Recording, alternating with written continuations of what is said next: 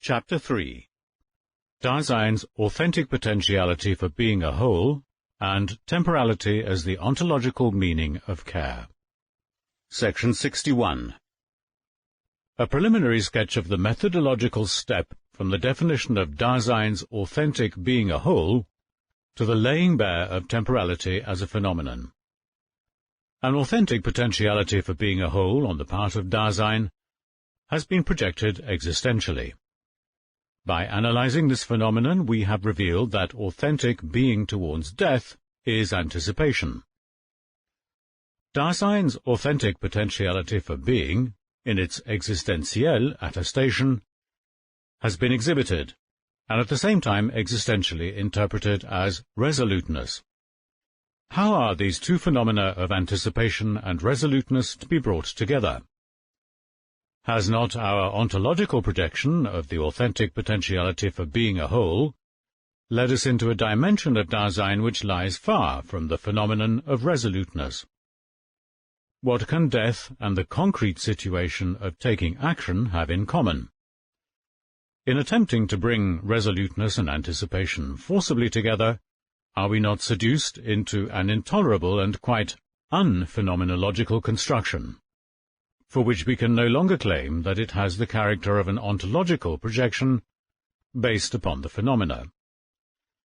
Any superficial binding together of the two phenomena is excluded. There still remains one way out, and this is the only possible method, namely to take as our point of departure the phenomenon of resoluteness as attested in its existentielle possibility, and to ask, does resoluteness in its own most existentielle tendency of being point forward to anticipatory resoluteness as its own most authentic possibility?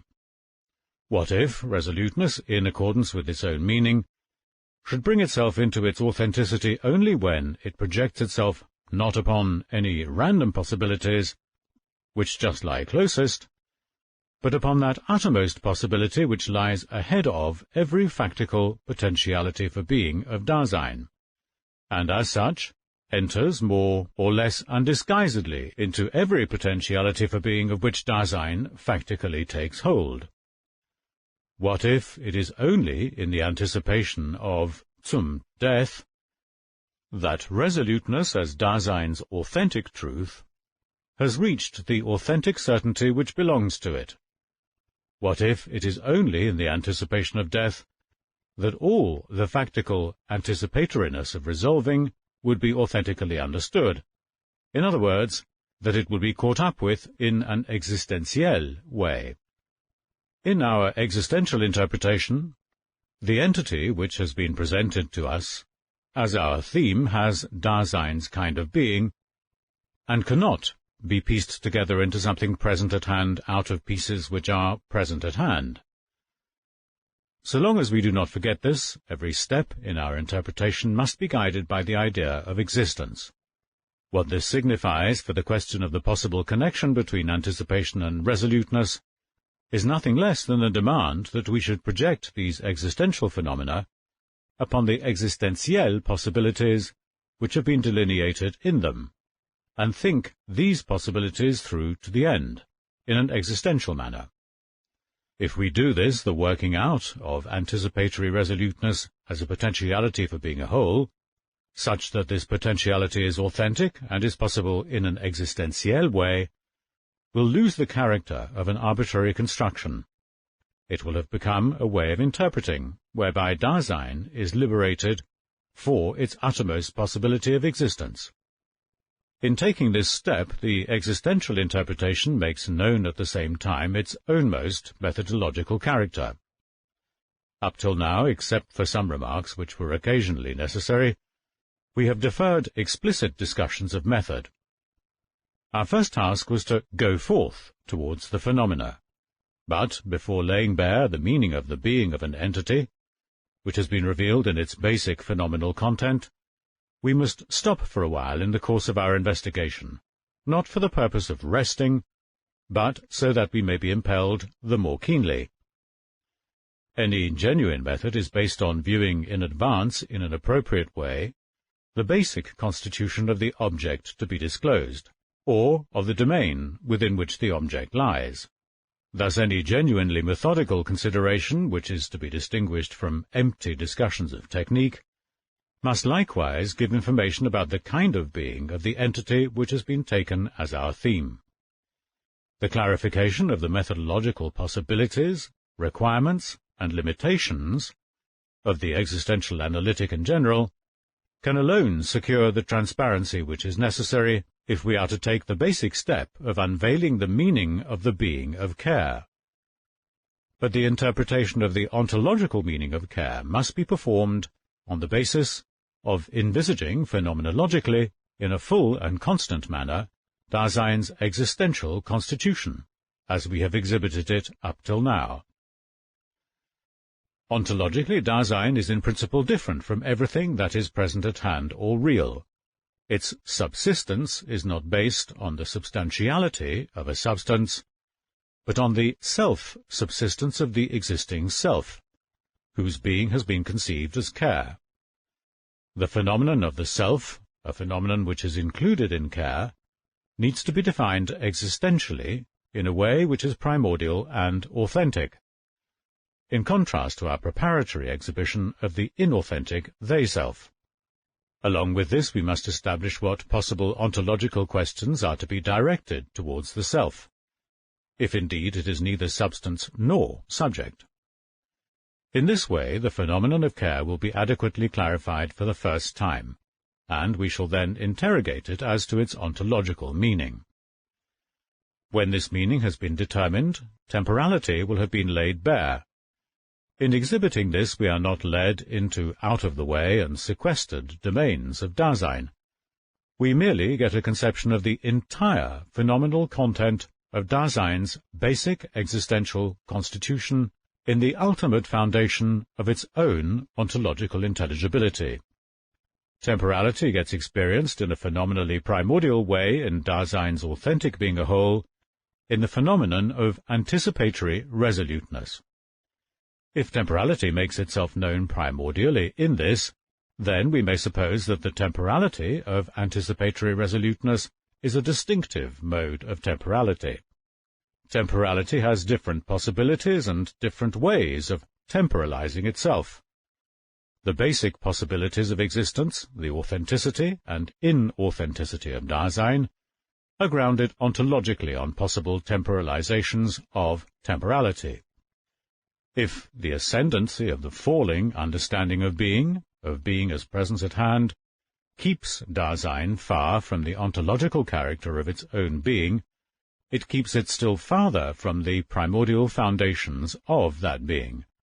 So one must not be surprised if, at first glance, temporality does not correspond to that which is accessible to the ordinary understanding as time. Thus neither the way time is conceived in our ordinary experience of it, nor the problematic which arises from this experience, can function without examination as a criterion for the appropriateness of an interpretation of time. Rather, we must in our investigation make ourselves familiar beforehand with the primordial phenomenon of temporality, so that in terms of this we may cast light on the necessity, the source, and the reason for the dominion of the way it is ordinarily understood. The primordial phenomenon of temporality will be held secure by demonstrating that, if we have regard for the possible totality, unity, and development of those fundamental structures of Dasein which we have hitherto exhibited, these structures are all to be conceived as at bottom temporal, and as modes of the temporalizing of temporality. Thus, when temporality has been laid bare, there arises for the existential analytic the task of repeating our analysis of Dasein in the sense of interpreting its essential structures with regard to their temporality. The basic directions of the analyses thus required are prescribed by temporality itself. Accordingly, the chapter will be divided as follows: anticipatory resoluteness as the way in which Dasein's potentiality for being a whole has existentielle authenticity, section 62, the hermeneutical situation at which we have arrived for interpreting the meaning of the being of care, and the methodological character of the existential analytic in general, section 63, care and selfhood, section 64, temporality as the ontological meaning of care, section 65, Dasein's temporality and the tasks arising therefrom, of repeating the existential analysis in a primordial manner, section 66.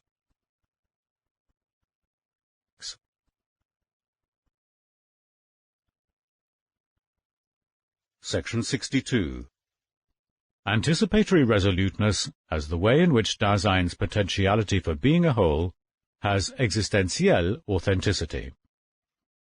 When resoluteness has been thought through to the end in a way corresponding to its ownmost tendency of being, to what extent does it lead us to authentic being towards death? How are we to conceive the connection between wanting to have a conscience and Dasein's existentially projected, authentic potentiality for being a whole? Does welding these two together yield a new phenomenon? Or are we left with a resoluteness which is attested in its existentielle possibility? And can this resoluteness undergo an existentielle modalization through being towards death? What does it mean to think through to the end, existentially, the phenomenon of resoluteness? We have characterized resoluteness as a way of reticently projecting oneself upon one's ownmost being guilty, and exacting anxiety of oneself. Being guilty belongs to Dasein's being, and signifies the null being the basis of a nullity. The guilty, which belongs to the being of Dasein, is something that can be neither augmented nor diminished. It comes before any quantification, if the latter has any meaning at all. Moreover, Dasein is essentially guilty, not just guilty on some occasions and on other occasions not. Wanting to have a conscience resolves upon this being guilty. To project oneself upon this being guilty, which Dasein is as long as it is, belongs to the very meaning of resoluteness.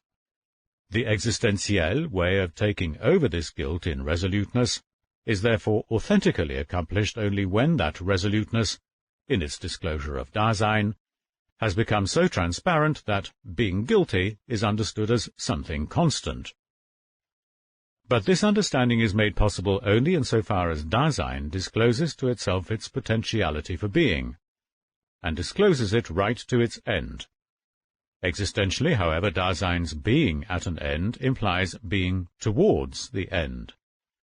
As being towards the end which understands, that is to say, as anticipation of death, resoluteness becomes authentically what it can be. Resoluteness does not just have a connection with anticipation, as with something other than itself. It harbours in itself authentic being towards death, as the possible existentielle modality of its own authenticity. This connection must be elucidated phenomenally. By resoluteness we mean letting oneself be called forth to one's ownmost being guilty. Being guilty belongs to the being of Dasein itself, and we have determined that this is primarily a potentiality for being. To say that Dasein is constantly guilty can only mean that in every case Dasein maintains itself in this being, and does so as either authentic or inauthentic existing. Being guilty is not just an abiding property of something constantly present at hand, but the existentielle possibility of being authentically or inauthentically guilty. In every case, the guilty is only in the current factical potentiality for being. Thus, because being guilty belongs to the being of Dasein, it must be conceived as a potentiality for being guilty. Resoluteness projects itself upon this potentiality for being, that is to say, it understands itself in it. This understanding maintains itself, therefore, in a primordial possibility of Dasein. It maintains itself authentically in it if the resoluteness is primordially that which it tends to be. But we have revealed that Dasein's primordial being towards its potentiality for being is being towards death. That is to say, towards that distinctive possibility of Dasein which we have already characterized. Anticipation discloses this possibility as possibility. Thus only as anticipating does resoluteness become a primordial being towards Dasein's ownmost potentiality for being. Only when it qualifies itself as being towards death does resoluteness understand the can of its potentiality for being guilty. When Dasein is resolute, it takes over authentically in its existence the fact that it is the null basis of its own nullity. We have conceived death existentially as what we have characterized as the possibility of the impossibility of existence. That is to say, as the utter nullity of Dasein. Death is not added on to Dasein at its end, but Dasein, as care, is the throne, that is, null basis for its death. The nullity by which Dasein's being is dominated primordially through and through is revealed to Dasein itself in authentic being towards death. Only on the basis of Dasein's whole being does anticipation make being guilty manifest. Care harbours in itself both death and guilt equi-primordially. Only anticipatory resoluteness understands the potentiality for being guilty authentically and wholly, that is to say, primordially. When the call of conscience is understood, lostness in the they is revealed. Resoluteness brings Dasein back to its ownmost potentiality for being itself. When one has an understanding being towards death as one's ownmost possibility, one's potentiality for being becomes authentic and wholly transparent. The call of conscience passes over in its appeal all Dasein's worldly prestige and potentialities.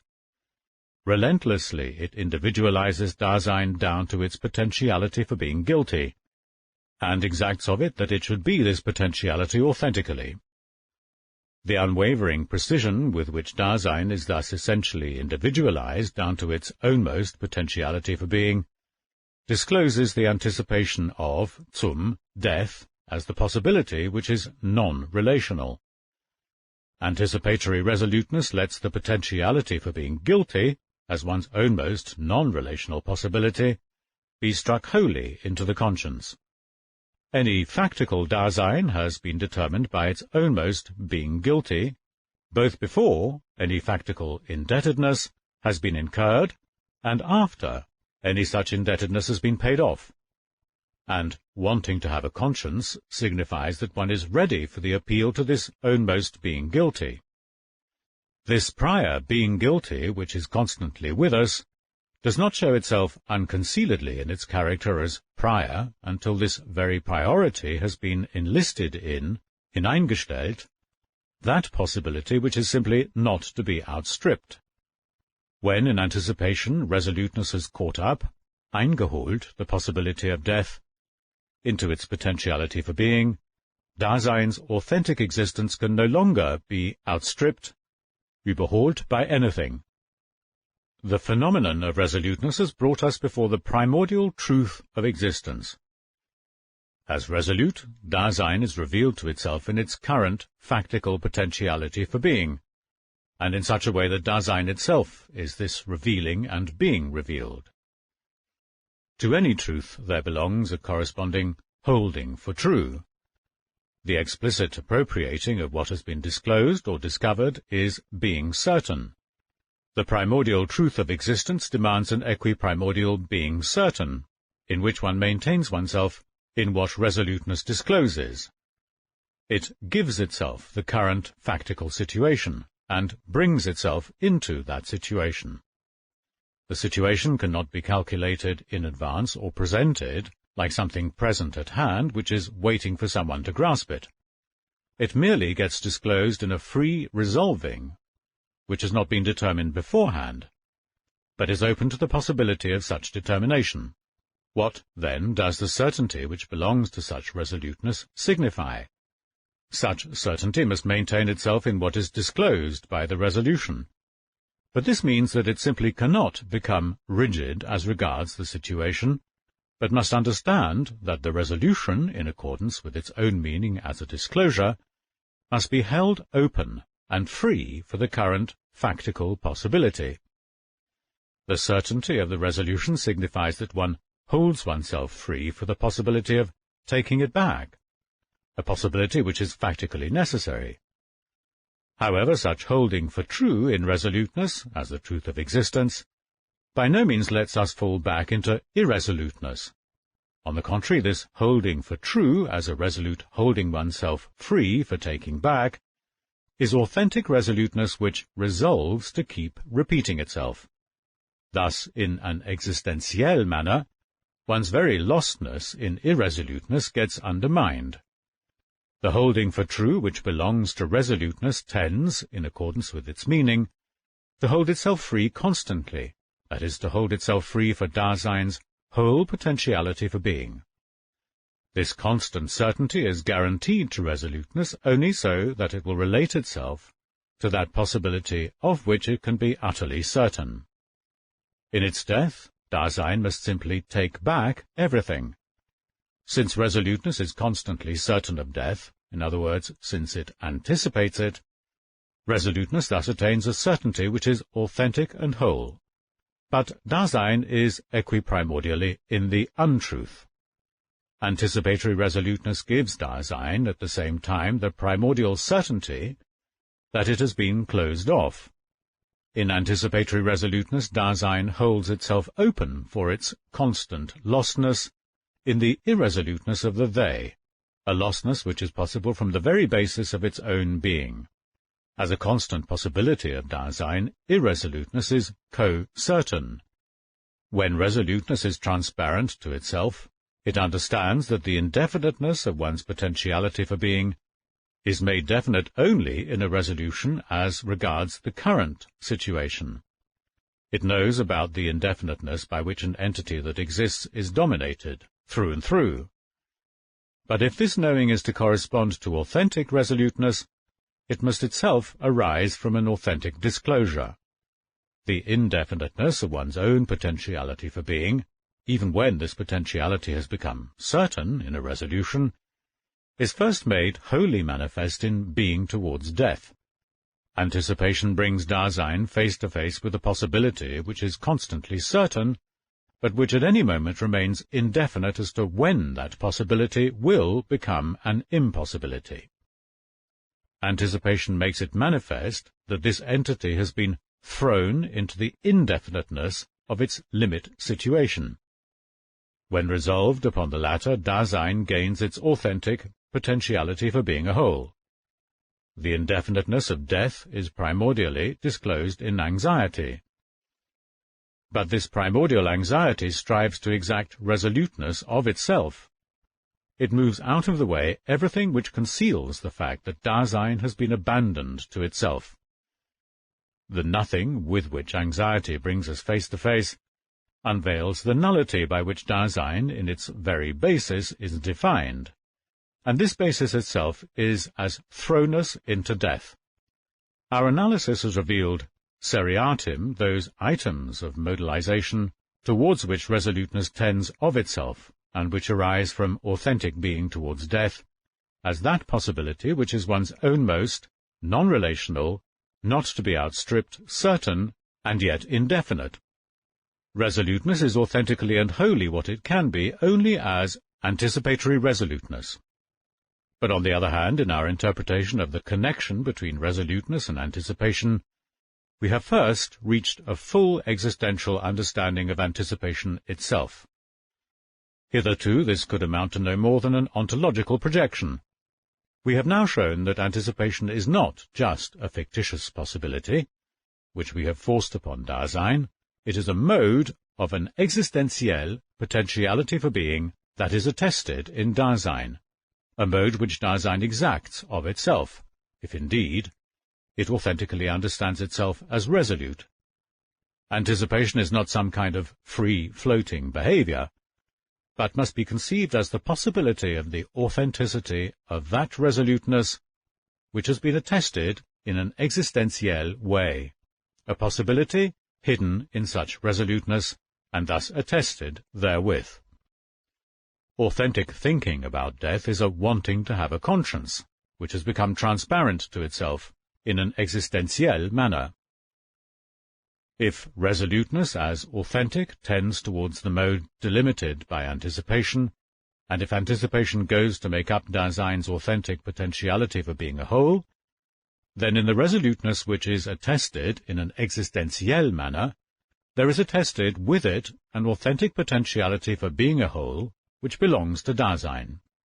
The question of the potentiality for being a whole is one which is factical and existentiel. It is answered by Dasein as resolute. The question of Dasein's potentiality for being a whole has now fully sloughed off the character indicated at the beginning, when we treated it as if it were just a theoretical or methodological question of the analytic of Dasein, arising from the endeavour to have the whole of Dasein completely given.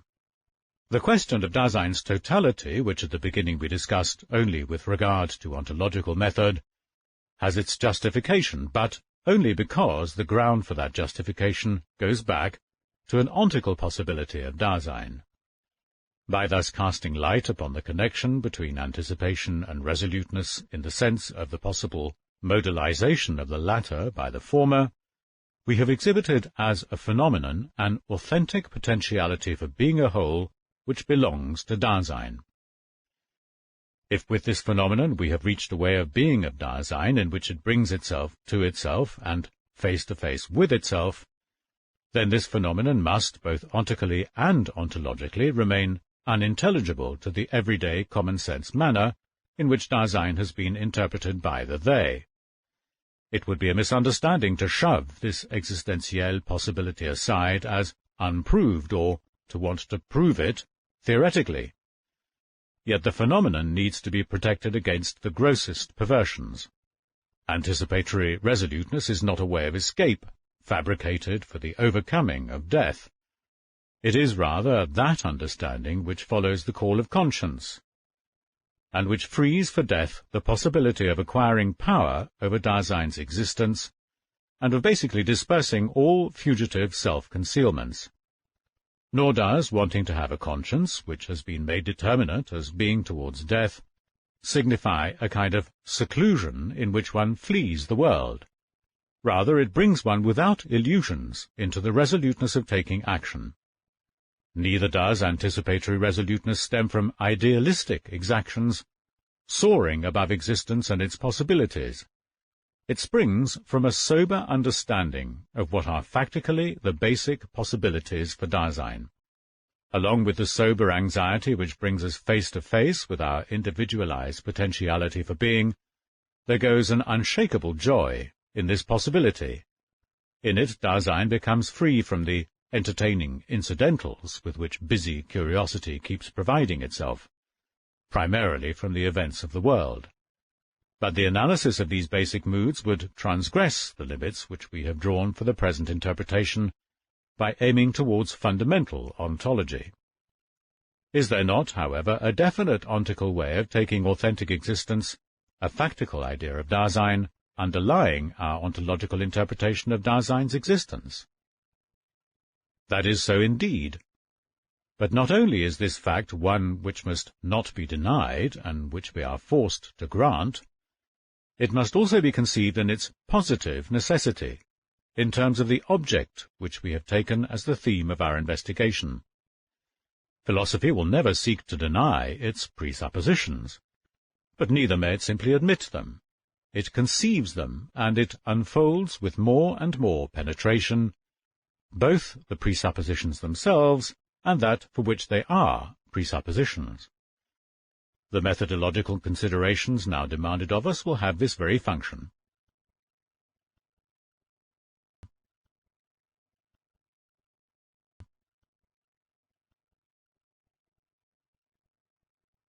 Section 63.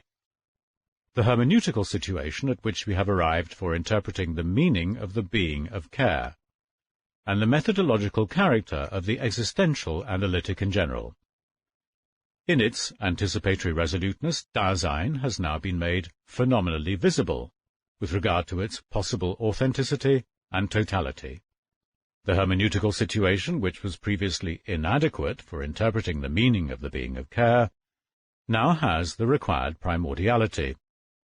Dasein has been put into that which we have in advance, and this has been done primordially. That is to say, this has been done with regard to its authentic potentiality for being a whole. The idea of existence, which guides us, as that which we see in advance, has been made definite by the clarification of our ownmost potentiality for being. And now that we have concretely worked out the structure of Dasein's being, its peculiar ontological character has become so plain as compared with everything present at hand, that Dasein's existentiality has been grasped in advance with sufficient articulation to give sure guidance for working out the existentialia conceptually. The way which we have so far pursued in the analytic of Dasein has led us to a concrete demonstration of the thesis which was put forward just casually at the beginning, that the entity which in every case we ourselves are, is ontologically that which is farthest. The reason for this lies in care itself. Our being alongside the things with which we concern ourselves most closely in the world, a being which is falling, guides the everyday way in which Dasein is interpreted, and covers up ontically Dasein's authentic being, so that the ontology which is directed towards this entity is denied an appropriate basis. Therefore, the primordial way in which this entity is presented as a phenomenon is anything but obvious, if even ontology proximally follows the course of the everyday interpretation of Dasein. The laying bare of Dasein's primordial being must rather be wrested from Dasein by following the opposite course from that taken by the falling ontico-ontological tendency of interpretation. Not only in exhibiting the most elemental structures of being in the world, in delimiting the concept of the world, in clarifying the average who of this entity, the who which is closest to us, the they-self, in interpreting the there, but also above all in analyzing care, death, conscience and guilt.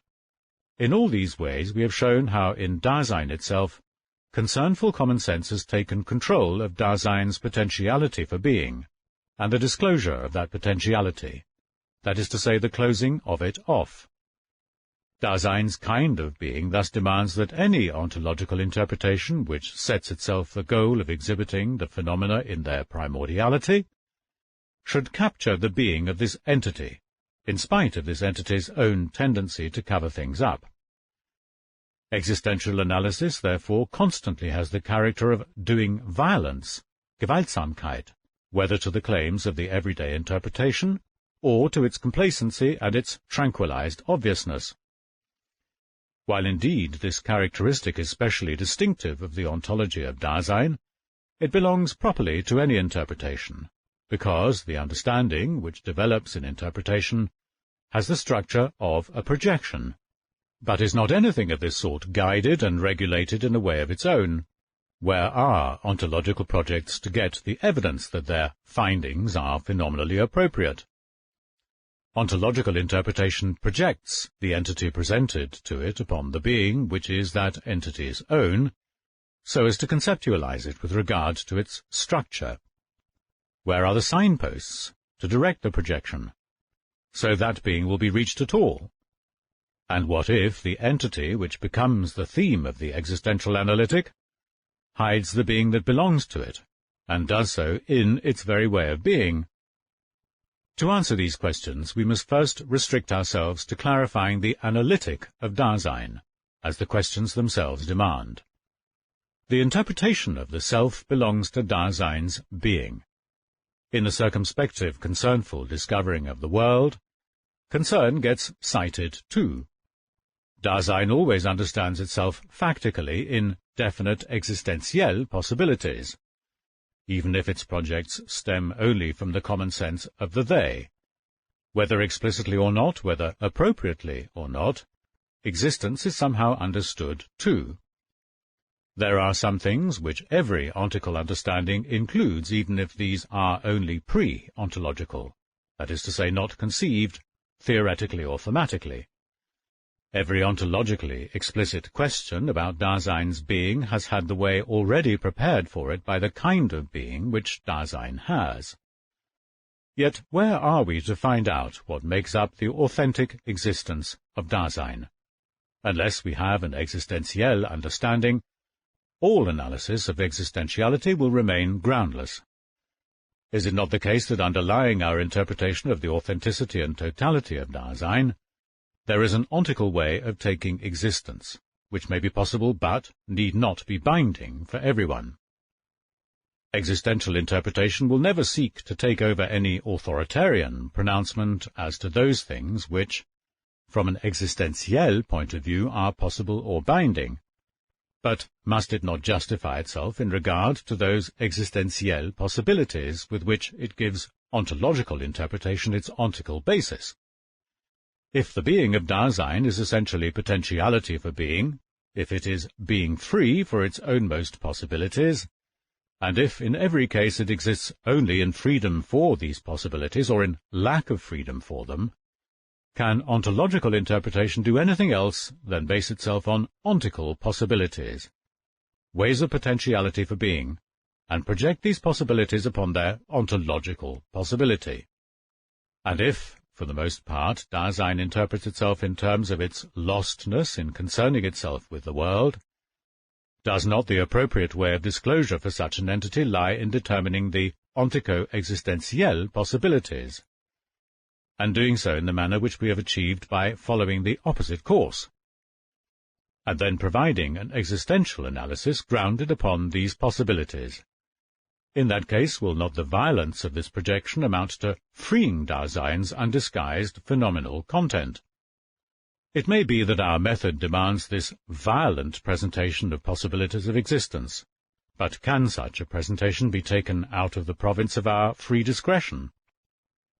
If the analytic makes anticipatory resoluteness basic as a potentiality for being which, in an existentiel manner, is authentic, a possibility to which Dasein itself summons us from the very basis of its existence, then is this possibility just one which is left to our discretion? Has that way of being, in accordance with which Dasein's potentiality for being comports itself towards its distinctive possibility, death, been just accidentally pounced upon? Does being in the world have a higher instance for its potentiality for being than its own death? Even if the ontico-ontological projection of Dasein upon an authentic potentiality for being a whole may not be just something that is left to our discretion, does this already justify the existential interpretation we have given for this phenomenon? Where does this interpretation get its clue, if not from an idea of existence in general, which has been presupposed? How have the steps in the analysis of inauthentic everydayness been regulated, if not by the concept of existence which we have posited? And if we say that Dasein falls, and that therefore the authenticity of its potentiality for being must be wrested from Dasein in spite of this tendency of its being, from what point of view is this spoken? Is not everything already illumined by the light of the presupposed idea of existence, even if rather dimly? Where does this idea get its justification? Has our initial projection, in which we called attention to it, led us nowhere? By no means. In indicating the formal aspects of the idea of existence, we have been guided by the understanding of being which lies in Dasein itself. Without any ontological transparency, it has nevertheless been revealed that in every case I am myself the entity which we call Dasein, and that I am so as a potentiality for being, for which to be this entity is an issue.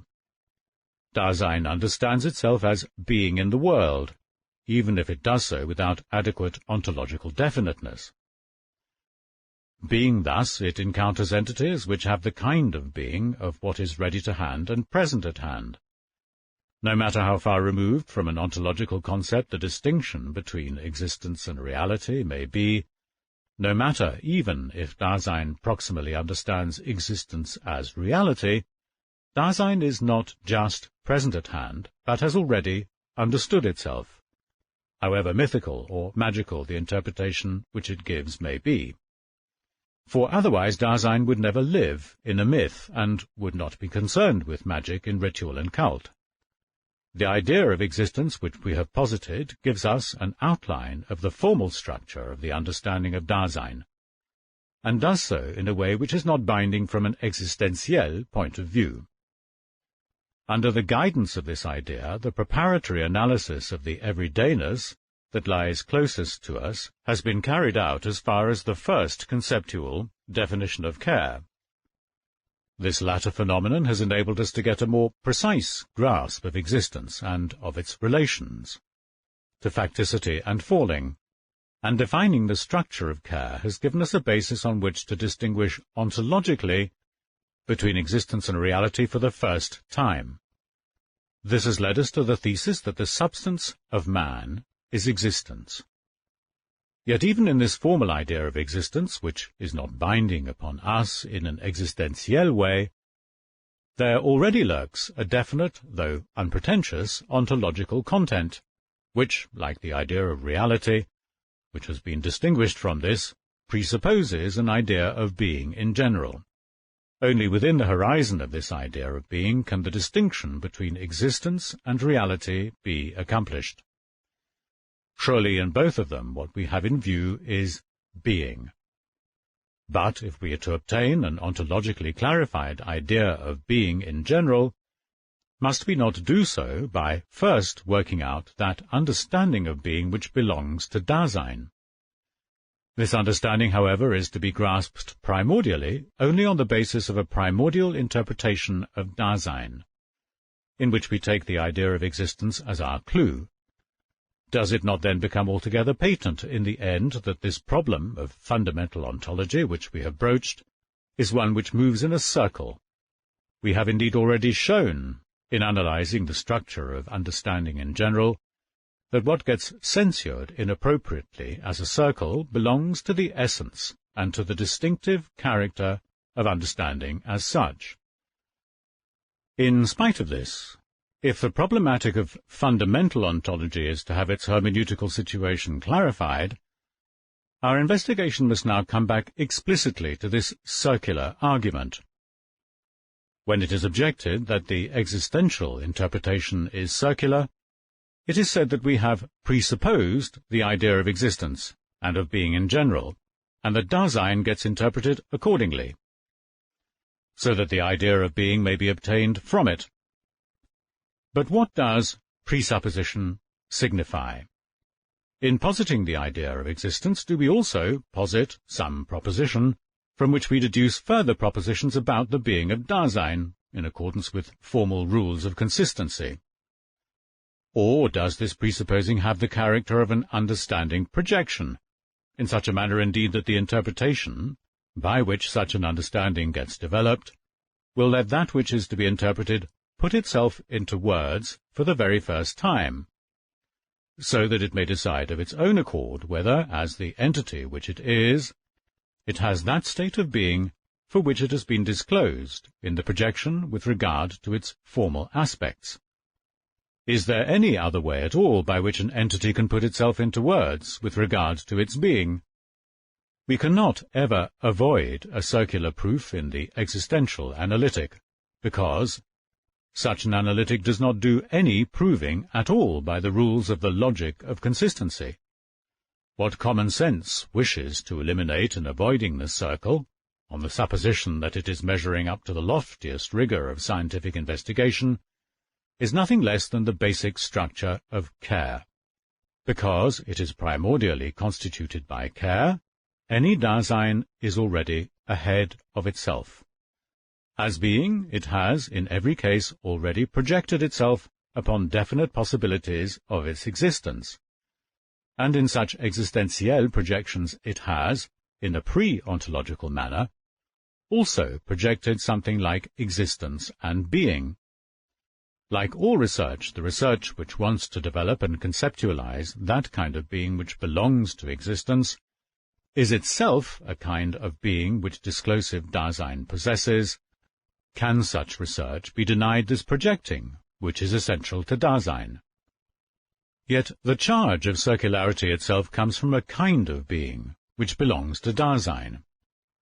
Something like a projection, even an ontological one, still remains for the common sense of our concernful absorption in the they, but it necessarily seems strange to us because common sense barricades itself against it on principle.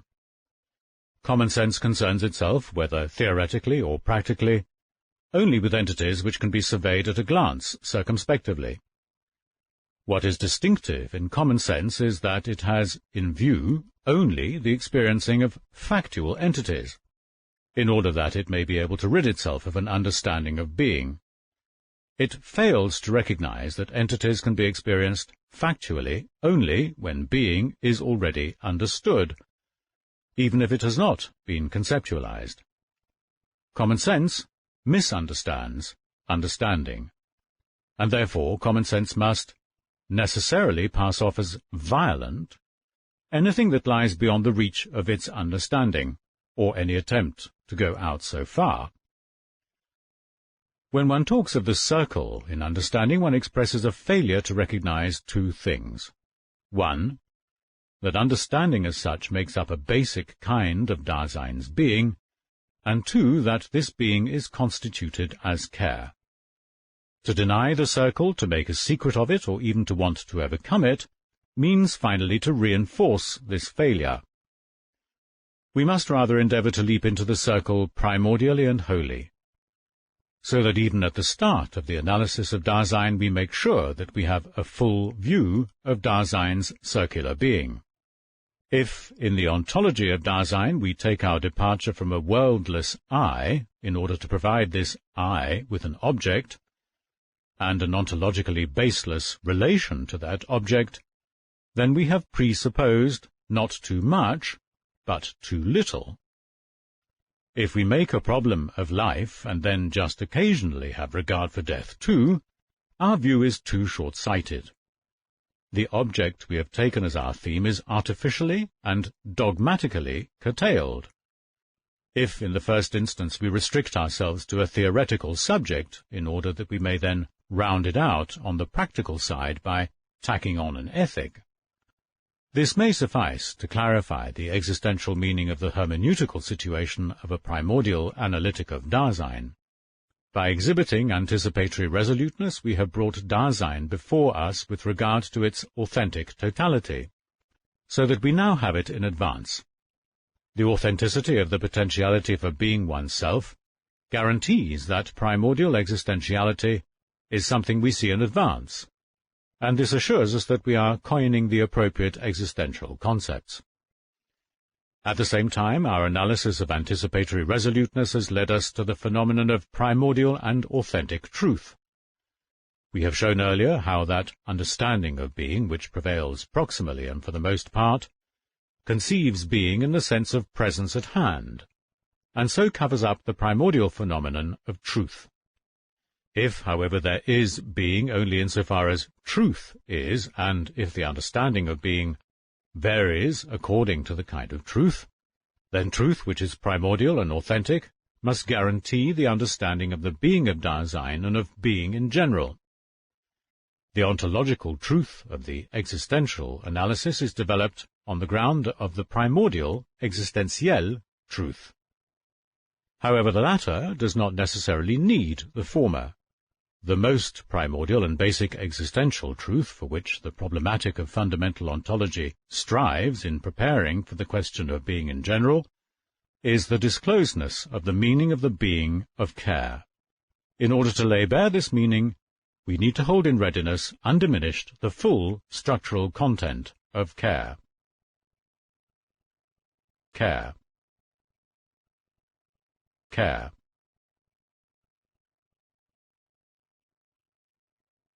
Section 64. Care and Selfhood.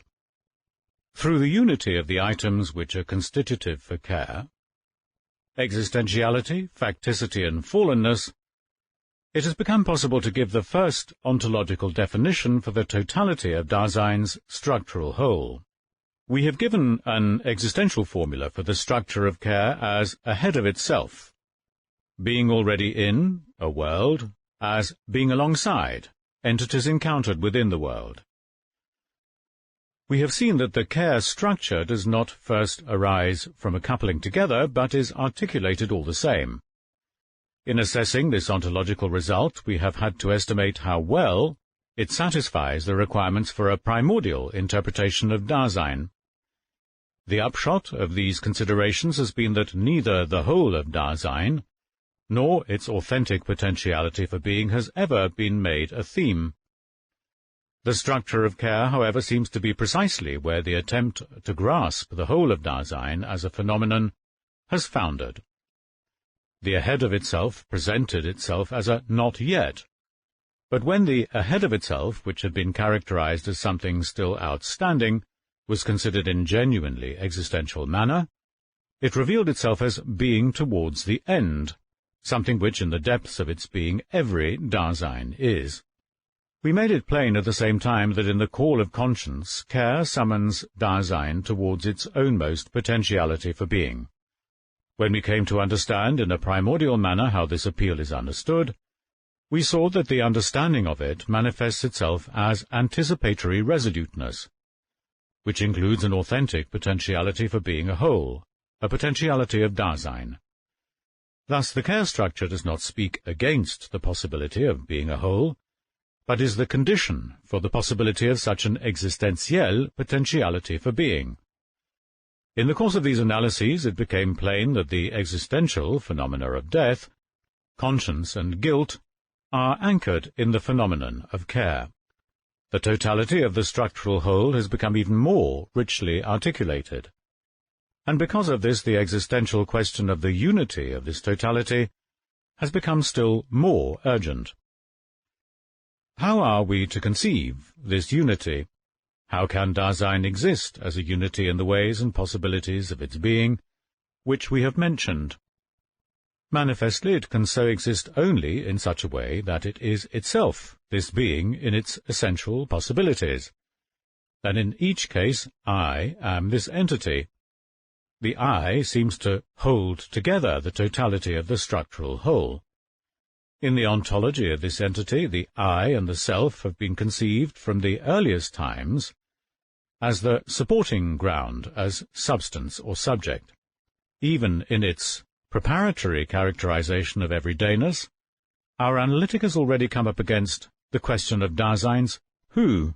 It has been shown that proximally and for the most part Dasein is not itself, but is lost in the they-self, which is an existentiel modification of the authentic self. The question of the ontological constitution of selfhood has remained unanswered. In principle, of course, we have already fixed upon a clue for this problem. For if the self belongs to the essential, wesenhaften attributes of Dasein, while Dasein's essence, Essenz, lies in existence, then I-hood and selfhood must be conceived existentially. On the negative side, it has also been shown that our ontological characterization of the they prohibits us from making any use of categories of presence at hand, such as substance. It has become clear in principle that ontologically care is not to be derived from reality or to be built up with the categories of reality. Care already harbors in itself the phenomenon of the self, if indeed the thesis is correct that the expression care for oneself, Selbstsorge, would be tautological, if it were proposed in conformity with the term solicitude, Fürsorge, as care for others. But in that case the problem of defining ontologically the selfhood of Dasein gets sharpened to the question of the existential connection between care and selfhood. To clarify the existentiality of the self, we take as our natural point of departure Dasein's everyday interpretation of the self. In saying I, Dasein expresses itself about itself. It is not necessary that in doing so Dasein should make any utterance. With the I, this entity has itself in view. The content of this expression is regarded as something utterly simple. In each case, it just stands for me, and nothing further. Also, this I, as something simple, is not an attribute of other things. It is not itself a predicate, but the absolute subject. What is expressed and what is addressed in saying I is always met as the same persisting something. The characteristics of simplicity, substantiality, and personality which Kant, for instance, made the basis for his doctrine of the paralogisms of pure reason, arise from a genuine pre-phenomenological experience. The question remains whether that which we have experienced ontically in this way may be interpreted ontologically with the help of the categories mentioned. Kant, indeed, in strict conformity with the phenomenal content given in saying I, shows that the ontical theses about the soul substance which have been inferred, erschlossenen, from these characteristics, are without justification. But in so doing he merely rejects a wrong ontical explanation of the I. He has by no means achieved an ontological interpretation of selfhood, nor has he even obtained some assurance of it and made positive preparation for it. Kant makes a more rigorous attempt than his predecessors to keep hold of the phenomenal content of saying I, yet even though in theory he has denied that the ontical foundations of the ontology of the substantial apply to the I, he still slips back into this same inappropriate ontology.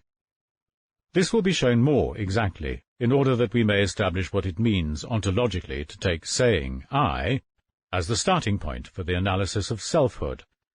The Kantian analysis of the I think is now to be adduced as an illustration, but only so far as is demanded for clarifying these problems. The I is a bare consciousness, accompanying all concepts. In the I, nothing more is represented than a transcendental subject of thoughts. Consciousness in itself is not so much a representation, as it is a form of representation in general. The I think is the form of apperception which clings to every experience and precedes it. Kant grasps the phenomenal content of the I correctly in the expression I think, or, if one also pays heed to including the practical person, when one speaks of intelligence, in the expression I take action. In Kant's sense, we must take saying I as saying I think. Kant tries to establish the phenomenal content of the I as res cogitans. If in doing so he calls this I a logical subject, that does not mean that the I in general is a concept obtained merely by way of logic. The I is rather the subject of logical behavior, of binding together. I think means I bind together. All binding together is an I bind together. In any taking together or relating, the I always underlies the hypokaimenon. The subjectum is therefore consciousness in itself, not a representation, but rather the form of representation. That is to say, the I think is not something represented, but the formal structure of representing as such, and this formal structure alone makes it possible for anything to have been represented. When we speak of the form of representation, we have in view neither a framework nor a universal concept, but that which as eidos makes every representing and everything represented be what it is. If the I is understood as the form of representation, this amounts to saying that it is the logical subject. Kant's analysis has two positive aspects. For one thing, he sees the impossibility of ontically reducing the I to a substance. For another thing, he holds fast to the I as I think. Nevertheless, he takes this I as subject again, and he does so in a sense which is ontologically inappropriate. For the ontological concept of the subject characterizes not the selfhood of the I qua self, but the self-sameness and steadiness of something that is always present at hand. To define the I ontologically as subject means to regard it as something always present at hand. The being of the I is understood as the reality of the res cogitans. But how does it come about that while the I think gives Kant a genuine phenomenal starting point, he cannot exploit it ontologically, and has to fall back on the subject, that is to say, something substantial? The I is not just an I think, but an I think something. And does not Kant himself keep on stressing that the I remains related to its representations, and would be nothing without them? For Kant, however, these representations are the empirical, which is accompanied by the I. the appearances to which the I clings. Kant nowhere shows the kind of being of this clinging and accompanying. At bottom, however, their kind of being is understood as the constant being present at hand of the I, along with its representations. Kant has indeed avoided cutting the I adrift from thinking, but he has done so without starting with the I think itself in its full essential content, as an I think something, and above all without seeing what is ontologically presupposed, in taking the I think something as a basic characteristic of the self. For even the I think something is not definite enough ontologically as a starting point, because the something remains indefinite. If by this something we understand an entity within the world, then it tacitly implies that the world has been presupposed, and this very phenomenon of the world co-determines the state of being of the I, if indeed it is to be possible for the I to be something like an I think something. In saying I have in view the entity which in each case I am as an I am in the world. Kant did not see the phenomenon of the world, and was consistent enough to keep the representations apart from the a priori content of the I think. But, as a consequence, the I was again forced back to an isolated subject, accompanying representations in a way which is ontologically quite indefinite. In saying I, Dasein expresses itself as being in the world. But does saying I in the everyday manner have itself in view as being in the world, in der Welt seiend? Here we must make a distinction. When saying I, Dasein surely has in view the entity which in every case it is itself. The everyday interpretation of the self, however, has a tendency to understand itself in terms of the world with which it is concerned. When Dasein has itself in view ontically, it fails to see itself in relation to the kind of being of that entity which it is itself. And this holds especially for the basic state of Dasein, being in the world. What is the motive for this fugitive way of saying I? It is motivated by Dasein's falling. For as falling, it flees in the face of itself into the they. When the I talks in the natural manner, this is performed by the they self. What expresses itself in the I is that self which, proximally and for the most part, I am not authentically. When one is absorbed in the everyday multiplicity and the rapid succession, sich jagen, of that with which one is concerned, the self of the self-forgetful, I am concerned, shows itself as something simple which is constantly self-same but indefinite and empty. Yet one is that with which one concerns oneself. In the natural ontical way in which the I talks, the phenomenal content of the Dasein which one has in view in the I gets overlooked. But this gives no justification for our joining in this overlooking of it, or for forcing upon the problematic of the self an inappropriate categorical horizon when we interpret the I ontologically. Of course, by thus refusing to follow the everyday way in which the I talks, our ontological interpretation of the I has by no means solved the problem, but it has indeed prescribed the direction for any further inquiries. In the I we have in view that entity which one is in being in the world. Being already in a world, however, as being alongside the ready-to-hand within the world, means equiprimordially that one is ahead of oneself. With the I, what we have in view is that entity for which the issue is the being of the entity that it is. With the I, care expresses itself, though proximally and for the most part in the fugitive way in which the I talks when it concerns itself with something. The they self keeps on saying I most loudly and most frequently, because at bottom it is not authentically itself, and evades its authentic potentiality for being.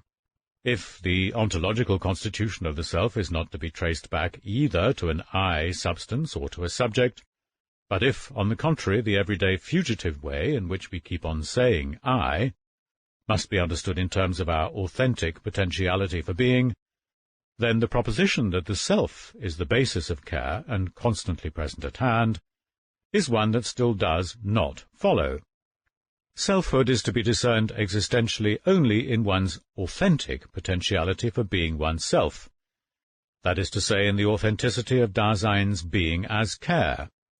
In terms of care, the constancy of the self, as the supposed persistence of the subjectum, gets clarified. But the phenomenon of this authentic potentiality for being also opens our eyes for the constancy of the self, in the sense of its having achieved some sort of position. The constancy of the self, in the double sense of steadiness and steadfastness, is the authentic counter-possibility to the non-self-constancy, which is characteristic of irresolute falling. Existentially, self-constancy signifies nothing other than anticipatory resoluteness. The ontological structure of such resoluteness reveals the existentiality of the self's selfhood. Dasein is authentically itself in the primordial individualization of the reticent resoluteness which exacts anxiety of itself. As something that keeps silent, authentic being oneself is just the sort of thing that does not keep on saying I. But in its reticence it is that thrown entity as which it can authentically be.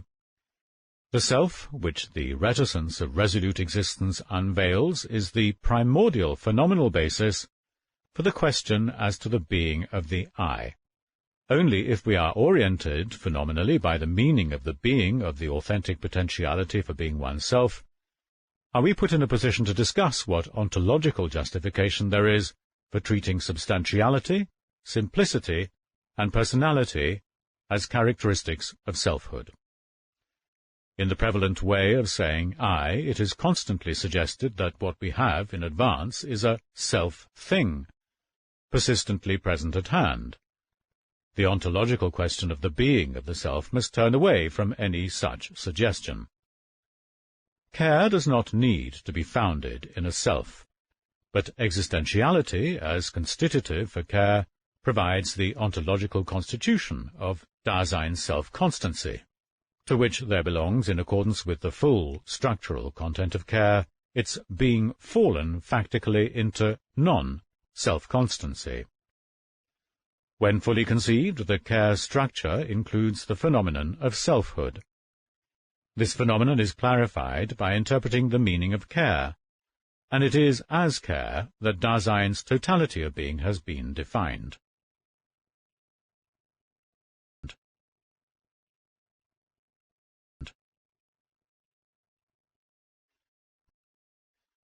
Section 65. Temporality as the ontological meaning of care. In characterizing the connection between care and selfhood, our aim was not only to clarify the special problem of I-hood, but also to help in the final preparation for getting into our grasp phenomenally the totality of Dasein's structural whole. We need the unwavering discipline of the existential way of putting the question, if, for our ontological point of view, Dasein's kind of being is not to be finally perverted into a mode of presence at hand, even one which is wholly undifferentiated. Dasein becomes essentially Dasein in that authentic existence which constitutes itself as anticipatory resoluteness. Such resoluteness as a mode of the authenticity of care contains Dasein's primordial self-constancy and totality. We must take an undistracted look at these and understand them existentially if we are to lay bare the ontological meaning of Dasein's being. What are we seeking ontologically with the meaning of care? What does meaning signify? In our investigation, we have encountered this phenomenon in connection with the analysis of understanding and interpretation. According to that analysis, meaning is that wherein the understandability, Verstehbarkeit, of something maintains itself, even that of something which does not come into view explicitly and thematically. Meaning signifies the upon which, das woraufhin, of a primary projection in terms of which something can be conceived in its possibility as that which it is. Projecting discloses possibilities, that is to say, it discloses the sort of thing that makes possible.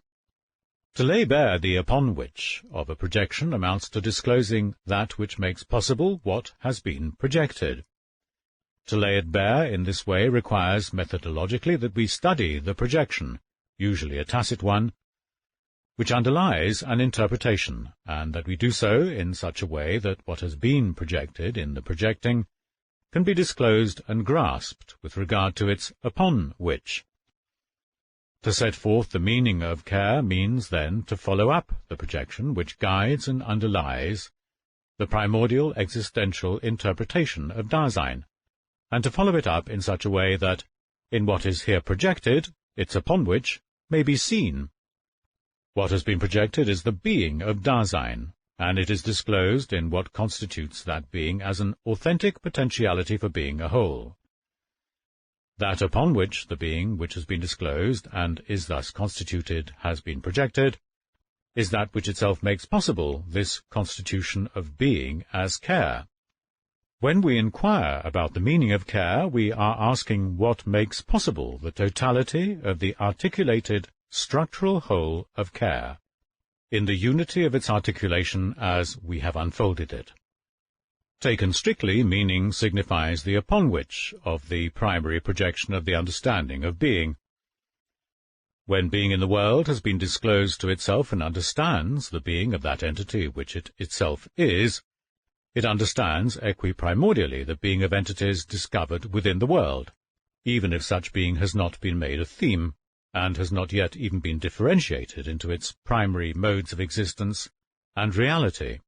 All ontical experience of entities, both circumspective calculation of the ready to hand, and positive scientific cognition of the present at hand, is based upon projections of the being of the corresponding entities, projections which in every case are more or less transparent. But in these projections there lies hidden the upon which of the projection, and on this, as it were, the understanding of being nourishes itself.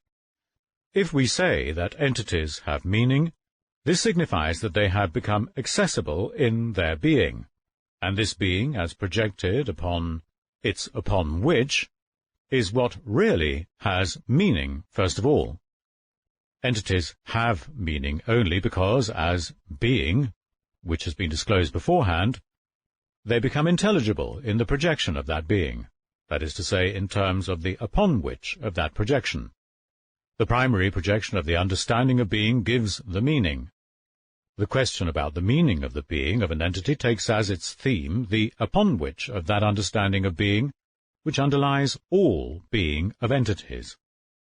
Dasein is either authentically or inauthentically disclosed to itself as regards its existence. In existing, Dasein understands itself, and in such a way, indeed, that this understanding does not merely get something in its grasp, but makes up the existentiel being of its factical potentiality for being. The being which is disclosed is that of an entity for which this being is an issue.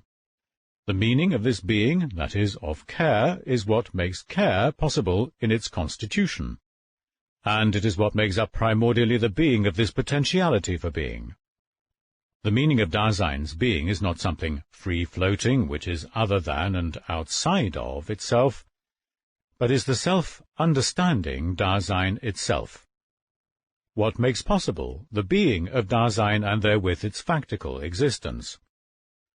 That which was projected in the primordial existential projection of existence has revealed itself as anticipatory resoluteness. What makes this authentic being a whole of Dasein possible with regard to the unity of its articulated structural whole? Anticipatory resoluteness, when taken formally and existentially, without our constantly designating its full structural content, is being towards one's own most distinctive potentiality for being.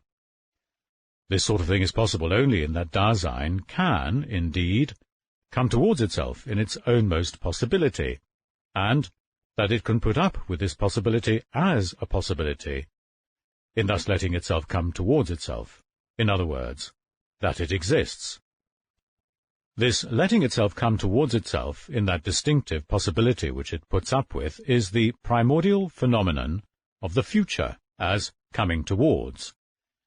If either authentic or inauthentic being towards death belongs to Dasein's being, then such being towards death is possible only as something futural, als Zukünftiges, in the sense which we have now indicated, and which we have still to define more closely. By the term futural, we do not here have in view a now which has not yet become actual, and which some time will be for the first time. We have in view the coming, Kunft, in which Dasein, in its ownmost potentiality for being, comes towards itself. Anticipation makes Dasein authentically futural, and in such a way that the anticipation itself is possible only insofar as Dasein, as being, is always coming towards itself, that is to say, insofar as it is futural in its being in general. Anticipatory resoluteness understands Dasein in its own essential being guilty. This understanding means that in existing one takes over being guilty. It means being the thrown basis of nullity.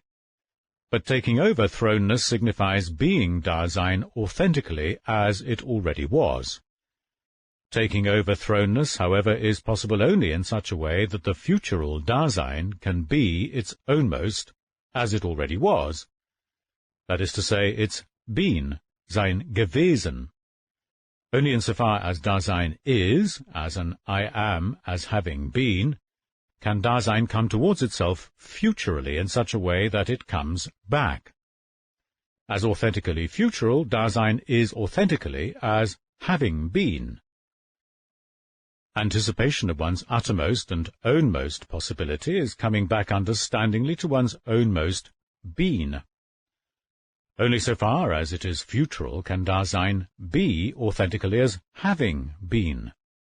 The character of having been arises in a certain way from the future.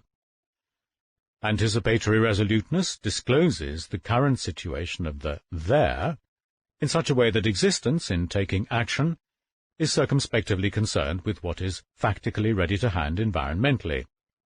Resolute being alongside what is ready to hand in the situation, that is to say, taking action, in such a way as to let one encounter what has presence environmentally, is possible only by making such an entity present.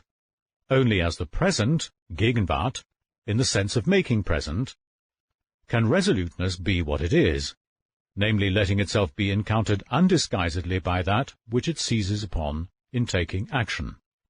Coming back to itself futurally, resoluteness brings itself into the situation by making present. The character of having been arises from the future, and in such a way that the future, which has been, or better, which is in the process of having been, releases from itself the present. This phenomenon has the unity of a future which makes present in the process of having been. We designate it as temporality. Only insofar as Dasein has the definite character of temporality is the authentic potentiality for being a whole of anticipatory resoluteness, as we have described it, made possible for Dasein itself. Temporality reveals itself as the meaning of authentic care. The phenomenal content of this meaning, drawn from the state of being of anticipatory resoluteness, fills in the signification of the term temporality. In our terminological use of this expression, we must hold ourselves aloof from all those significations of future, past, and present, which thrust themselves upon us from the ordinary conception of time. This holds also for conceptions of a time which is subjective or objective, immanent or transcendent. Inasmuch as Dasein understands itself in a way which, proximally and for the most part, is inauthentic, we may suppose that time, as ordinarily understood, does indeed represent a genuine phenomenon, but one which is derivative, ein abkünftiges. It arises from inauthentic temporality, which has a source of its own. The conceptions of future, past, and present have first arisen in terms of the inauthentic way of understanding time. In terminologically delimiting the primordial and authentic phenomena which correspond to these, we have to struggle against the same difficulty which keeps all ontological terminology in its grip. When violences are done in this field of investigation, they are not arbitrary, but have a necessity grounded in the facts. If, however, we are to point out without gaps in the argument how inauthentic temporality has its source in temporality, which is primordial and authentic, the primordial phenomenon, which we have described only in a rough and ready fashion, must first be worked out correctly. If resoluteness makes up the mode of authentic care, and if this itself is possible only through temporality, then the phenomenon at which we have arrived by taking a look at resoluteness must present us with only a modality of temporality by which, after all, care as such is made possible. Dasein's totality of being as care means ahead of itself already being in a world, as being alongside entities encountered within the world. When we first fixed upon this articulated structure, we suggested that with regard to this articulation, the ontological question must be pursued still further back until the unity of the totality of this structural manifoldness has been laid bare. The primordial unity of the structure of care lies in temporality. The ahead of itself is grounded in the future, in the being already in. The character of having been is made known. Being alongside becomes possible in making present. While the ahead includes the notion of a before, neither the before in the ahead nor the already is to be taken in terms of the way time is ordinarily understood. This has been automatically ruled out by what has been said above. With this before, we do not have in mind in advance of something, das vorher, in the sense of not yet now, but later. The already is just as far from signifying no longer now, but earlier. If the expressions before and already were to have a time-oriented, zeithafte signification such as this, and they can have this signification too, then to say that care has temporality would be to say that it is something which is earlier and later, not yet and no longer. Care would then be conceived as an entity which occurs and runs its course in time. The being of an entity having the character of Dasein would become something present at hand. If this sort of thing is possible, then any time-oriented signification, which the expressions we have mentioned may have, must be different from this. The before and the ahead indicate the future as of a sort which would make it possible for Dasein to be such that its potentiality for being is an issue. Self-projection upon the for the sake of oneself is grounded in the future and is an essential characteristic of existentiality. The primary meaning of existentiality is the future. Likewise, with the already, we have in view the existential, temporal meaning of the being of that entity which, insofar as it is already something that has been thrown. Only because care is based on the character of having been, can Dasein exist as the thrown entity which it is. As long as Dasein factically exists, it is never past, vergangen, but it always is indeed as already having been, in the sense of the I am as having been. And only as long as Dasein is, can it be as having been. On the other hand, we call an entity past when it is no longer present at hand.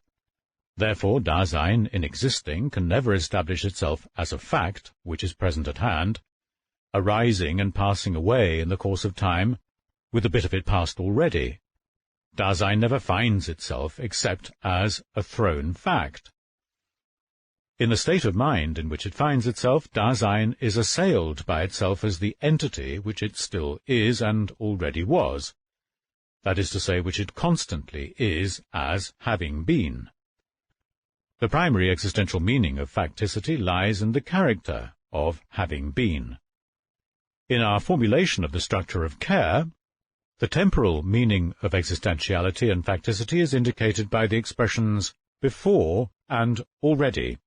On the other hand, we lack such an indication for the third item, which is constitutive for care, the being alongside which falls.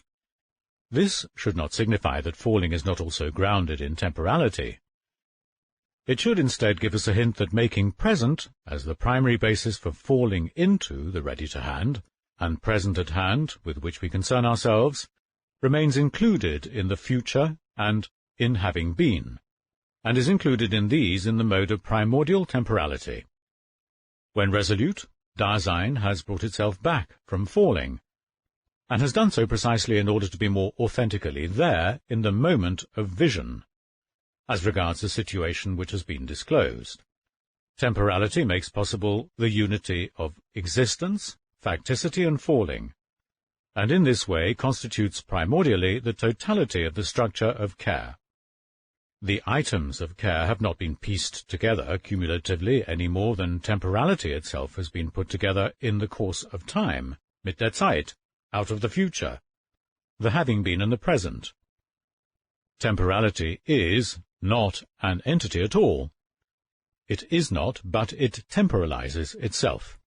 Nevertheless, we cannot avoid saying, temporality is the meaning of care. Temporality is defined in such and such a way. The reason for this can be made intelligible only when we have clarified the idea of being, and that of the is in general. Temporality temporalizes, and indeed it temporalizes possible ways of itself. These make possible the multiplicity of Dasein's modes of being, and especially the basic possibility of authentic or inauthentic existence. The future, the character of having been, and the present show the phenomenal characteristics of the towards oneself, the back to, and the letting oneself be encountered by. The phenomena of the towards, the to, and the alongside make temporality manifest as the ecstaticon pure and simple. Temporality is the primordial outside of itself, in and for itself. We therefore call the phenomena of the future the character of having been, and the present the ecstasies of temporality. Temporality is not, prior to this, an entity which first emerges from itself. Its essence is a process of temporalizing in the unity of the ecstasies. What is characteristic of the time which is accessible to the ordinary understanding consists, among other things, precisely in the fact that it is a pure sequence of nows, without beginning and without end, in which the ecstatical character of primordial temporality has been levelled off. But this very levelling off, in accordance with its existential meaning, is grounded in the possibility of a definite kind of temporalizing, in conformity with which temporality temporalizes as inauthentic the kind of time we have just mentioned. If, therefore, we demonstrate that the time which is accessible to Dasein's common sense is not primordial, but arises rather from authentic temporality, then, in accordance with the principle a potiori fit denominatio, we are justified in designating as primordial time the temporality which we have now laid bare. In enumerating the ecstasies, we have always mentioned the future first. We've done this to indicate that the future has a priority in the ecstatical unity of primordial and authentic temporality. This is so even though temporality does not first arise through a cumulative sequence of the ecstasies, but in each case temporalizes itself in their equiprimordiality. But within this equiprimordiality the modes of temporalizing are different.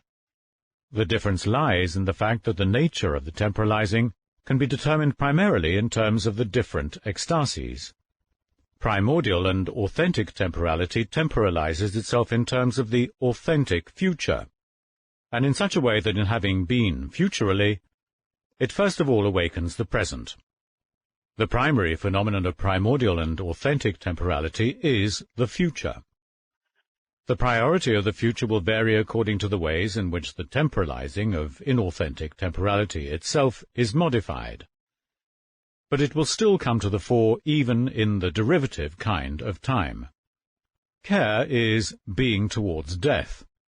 We have defined anticipatory resoluteness as authentic being towards the possibility which we have characterized as Dasein's utter impossibility.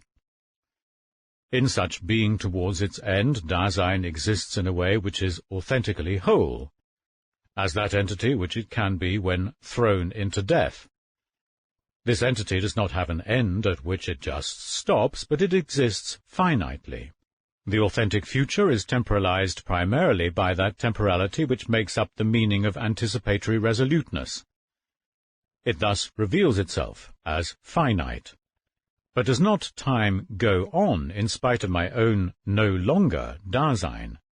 And can there not be an unlimited number of things which still lie in the future and come along out of it? We must answer these questions affirmatively. In spite of this, they do not contain any objections to the finitude of primordial temporality, because this is something which is no longer handled by these at all. The question is not about everything that still can happen in a time that goes on, or about what kind of letting come towards oneself we can encounter out of this time, but about how coming towards oneself is, as such, to be primordially defined. Its finitude does not amount primarily to a stopping, but is a characteristic of temporalization itself. The primordial and authentic future is the towards oneself, to oneself, existing as the possibility of nullity, the possibility which is not to be outstripped. The ecstatical character of the primordial future lies precisely in the fact that the future closes one's potentiality for being. That is to say, the future itself is closed to one, and as such it makes possible the resolute existentiel understanding of nullity. Primordial and authentic coming towards oneself is the meaning of existing in one's ownmost nullity. In our thesis that temporality is primordially finite, we're not disputing that time goes on. We're simply holding fast to the phenomenal character of primordial temporality, a character which shows itself in what is projected in Dasein's primordial existential projecting. The temptation to overlook the finitude of the primordial and authentic future, and therefore the finitude of temporality, or alternatively to hold a priori that such finitude is impossible, arises from the way in which the ordinary understanding of time is constantly thrusting itself to the fore. If the ordinary understanding is right in knowing a time which is endless, and in knowing only this, it has not yet been demonstrated that it also understands this time and its infinity. What does it mean to say, time goes on or time keeps passing away? What is the signification of in time in general, and of the expressions in the future and out of the future in particular? In what sense is time endless? Such points need to be cleared up, if the ordinary objections to the finitude of primordial time are not to remain groundless. But we can clear them up effectively only if we have obtained an appropriate way of formulating the question as regards finitude and infinitude. Such a formulation, however, arises only if we view the primordial phenomenon of time understandingly. The problem is not one of how the derived, abgeleitete infinite time, in which the Redditor-Hand arises and passes away, becomes primordial finite temporality. The problem is rather that of how inauthentic temporality arises out of finite, authentic temporality, and how inauthentic temporality, as inauthentic, temporalizes an infinite time out of the finite. Only because primordial time is finite can the derived time temporalize itself as infinite. In the order in which we get things into our grasp through the understanding, the finitude of time does not become fully visible until we have exhibited endless time, so that these may be contrasted. Our analysis of primordial temporality up to this point may be summarized in the following theses. Time is primordial as the temporalizing of temporality, and as such it makes possible the constitution of the structure of care. Temporality is essentially ecstatical. Temporality temporalizes itself primordially out of the future. Primordial time is finite. However, the interpretation of care as temporality cannot remain restricted to the narrow basis obtained so far, even if it has taken us the first steps along our way in viewing Dasein's primordial and authentic being a whole. The thesis that the meaning of Dasein is temporality must be confirmed in the concrete content of this entity's basic state, as it has been set forth.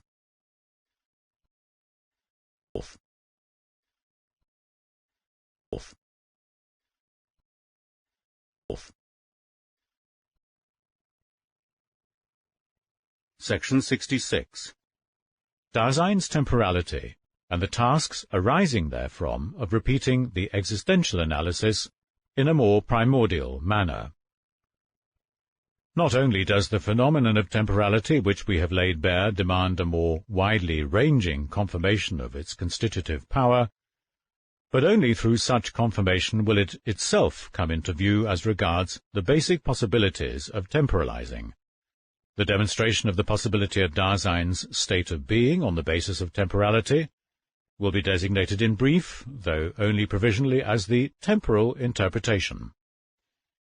Our next task is to go beyond the temporal analysis of Dasein's authentic potentiality for being a whole, and a general characterization of the temporality of care, so that Dasein's inauthenticity may be made visible in its own specific temporality.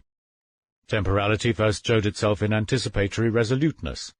This is the authentic mode of discloseness, though discloseness maintains itself for the most part in the inauthenticity with which the they fallingly interprets itself. In characterizing the temporality of discloseness in general, we are led to the temporal understanding of that concernful being in the world which lies closest to us, and therefore of the average undifferentiatedness of Dasein, from which the existential analytic first took its start. We have called Dasein's average kind of being, in which it maintains itself, proximally and for the most part, everydayness. By repeating the earlier analysis, we must reveal everydayness in its temporal meaning, so that the problematic included in temporality may come to light, and the seemingly obvious character of the preparatory analyses may completely disappear. Indeed, confirmation is to be found for temporality in all the essential structures of Dasein's basic constitution. Yet this will not lead to running through our analyses again superficially and schematically in the same sequence of presentation. The course of our temporal analysis is directed otherwise. It is to make plainer the interconnection of our earlier considerations and to do away with whatever is accidental and seemingly arbitrary. Beyond these necessities of method, however, the phenomenon itself gives us motives which compel us to articulate our analysis in a different way when we repeat it. The ontological structure of that entity which in each case I myself am centers in the self-subsistence, Selbstständigkeit of existence.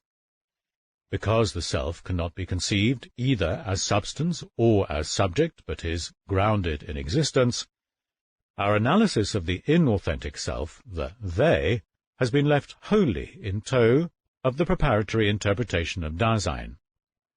Now that selfhood has been explicitly taken back into the structure of care, and therefore of temporality, the temporal interpretation of self-constancy and non-self-constancy acquires an importance of its own. This interpretation needs to be carried through separately and thematically. However, it not only gives us the right kind of insurance against the paralogisms and against ontologically inappropriate questions about the being of the I in general, but it provides at the same time, in accordance with its central function, a more primordial insight into the temporalization structure of temporality, which reveals itself as the historicality of Dasein. The proposition Dasein is historical is confirmed as a fundamental existential ontological assertion. This assertion is far removed from the mere ontical establishment of the fact that Dasein occurs in a world history. But the historicality of Dasein is the basis for a possible kind of historiological understanding, which in turn carries with it the possibility of getting a special grasp of the development of historiology as a science. By interpreting everydayness and historicality temporally, we shall get a steady enough view of primordial time to expose it as the condition which makes the everyday experience of time both possible and necessary. As an entity for which its being is an issue, Dasein utilizes itself primarily for itself, verwendet sich für sich selbst. whether it does so explicitly or not. Proximally, and for the most part, care is circumspective concern. In utilizing itself for the sake of itself, Dasein uses itself up. In using itself up, Dasein uses itself, that is to say, its time. In using time, Dasein reckons with it. Time is first discovered in the concern which reckons circumspectively, and this concern leads to the development of a time reckoning. Reckoning with time is constitutive for being in the world. Concernful circumspective discovering, in reckoning with its time, permits those things which we have discovered, and which are ready to hand or present at hand, to be encountered in time. Thus, entities within the world become accessible as being in time. We call the temporal attribute of entities within the world within timeness, die Innerzeitkeit. The kind of time which is first found ontically in within timeness becomes the basis on which the ordinary traditional conception of time takes form. But time, as within timeness, arises from an essential kind of temporalizing, of primordial temporality. The fact that this is its source tells us that the time, in which what is present at hand arises and passes away, is a genuine phenomenon of time. It is not an externalization of a qualitative time into space, as Bergson's interpretation of time, which is ontologically quite indefinite and inadequate, would have us believe. In working out the temporality of Dasein as everydayness, historicality, and within timeness, we shall be getting for the first time a relentless insight into the complications of a primordial ontology of Dasein. As being in the world, Dasein exists factically with and alongside entities which it encounters within the world. Thus, Dasein's being becomes ontologically transparent in a comprehensive way only within the horizon in which the being of entities other than Dasein, and this means even of those which are neither ready to hand nor present at hand but just subsist, has been clarified. But if the variations of being are to be interpreted for everything of which we say it is, we need an idea of being in general, and this idea needs to have been adequately illumined in advance. So long as this idea is one at which we have not yet arrived, then the temporal analysis of Dasein, even if we repeat it, will remain incomplete and fraught with obscurities. We shall not go on to talk about the objective difficulties. The existential temporal analysis of Dasein demands for its part that it be repeated anew, within a framework in which the concept of being is discussed in principle.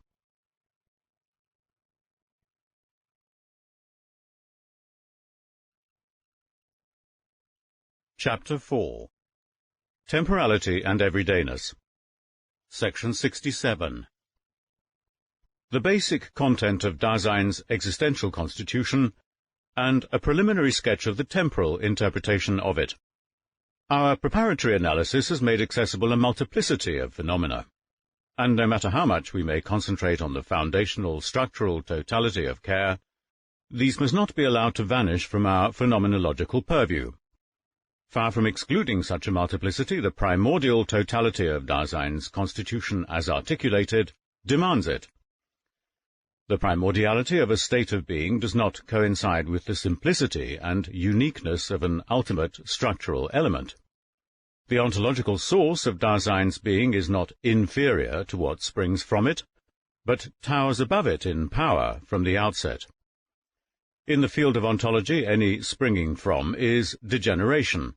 If we penetrate to the source ontologically, we do not come to things which are ontically obvious for the common understanding, but the questionable character of everything obvious opens up for us. If we are to bring back into our phenomenological purview the phenomena at which we have arrived in our preparatory analysis, an allusion to the stages through which we have passed must be sufficient. Our definition of care emerged from our analysis of the disclosedness which constitutes the being of the there. The clarification of this phenomenon signified that we must give a provisional interpretation of being in the world, the basic state of Dasein. Our investigation set out to describe being in the world so that from the beginning we could secure an adequate phenomenological horizon, as opposed to those inappropriate and mostly inexplicit ways in which the nature of Dasein has been determined beforehand ontologically. Being in the world was first characterized with regard to the phenomenon of the world, and in our explication this was done by characterizing ontico-ontologically what is ready to hand and present at hand in the environment, and then bringing within the worldness into relief, so that by this the phenomenon of worldhood in general could be made visible. But understanding belongs essentially to disclosedness, and the structure of worldhood, significance, turned out to be bound up with that upon which understanding projects itself, namely that potentiality for being for the sake of which Dasein exists. The temporal interpretation of everyday Dasein must start with those structures in which disclosedness constitutes itself: understanding, state of mind, falling, and discourse. The modes in which temporality temporalizes are to be laid bare with regard to these phenomena, and will give us a basis for defining the temporality of being in the world.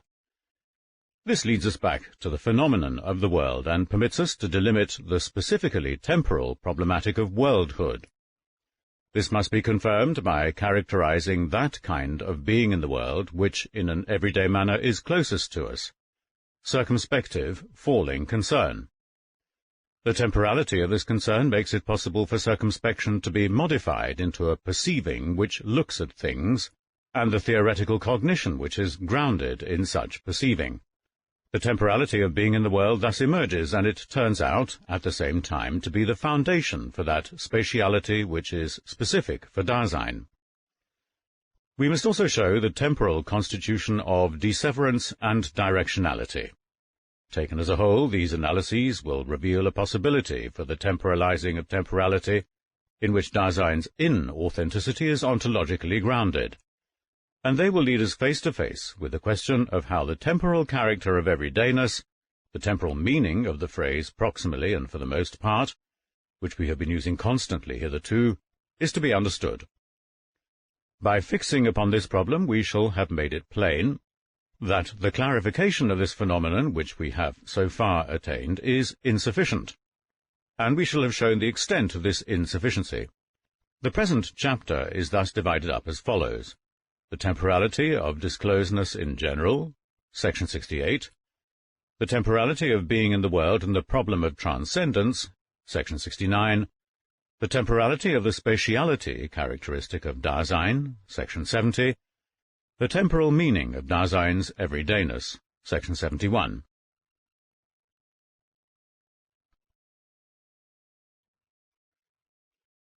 Section 68. The temporality of disclosedness in general. Resoluteness, which we have characterized with regard to its temporal meaning, represents an authentic disclosedness of Dasein, a disclosedness which constitutes an entity of such a kind that, in existing, it can be its very there. Care has been characterized with regard to its temporal meaning, but only in its basic features.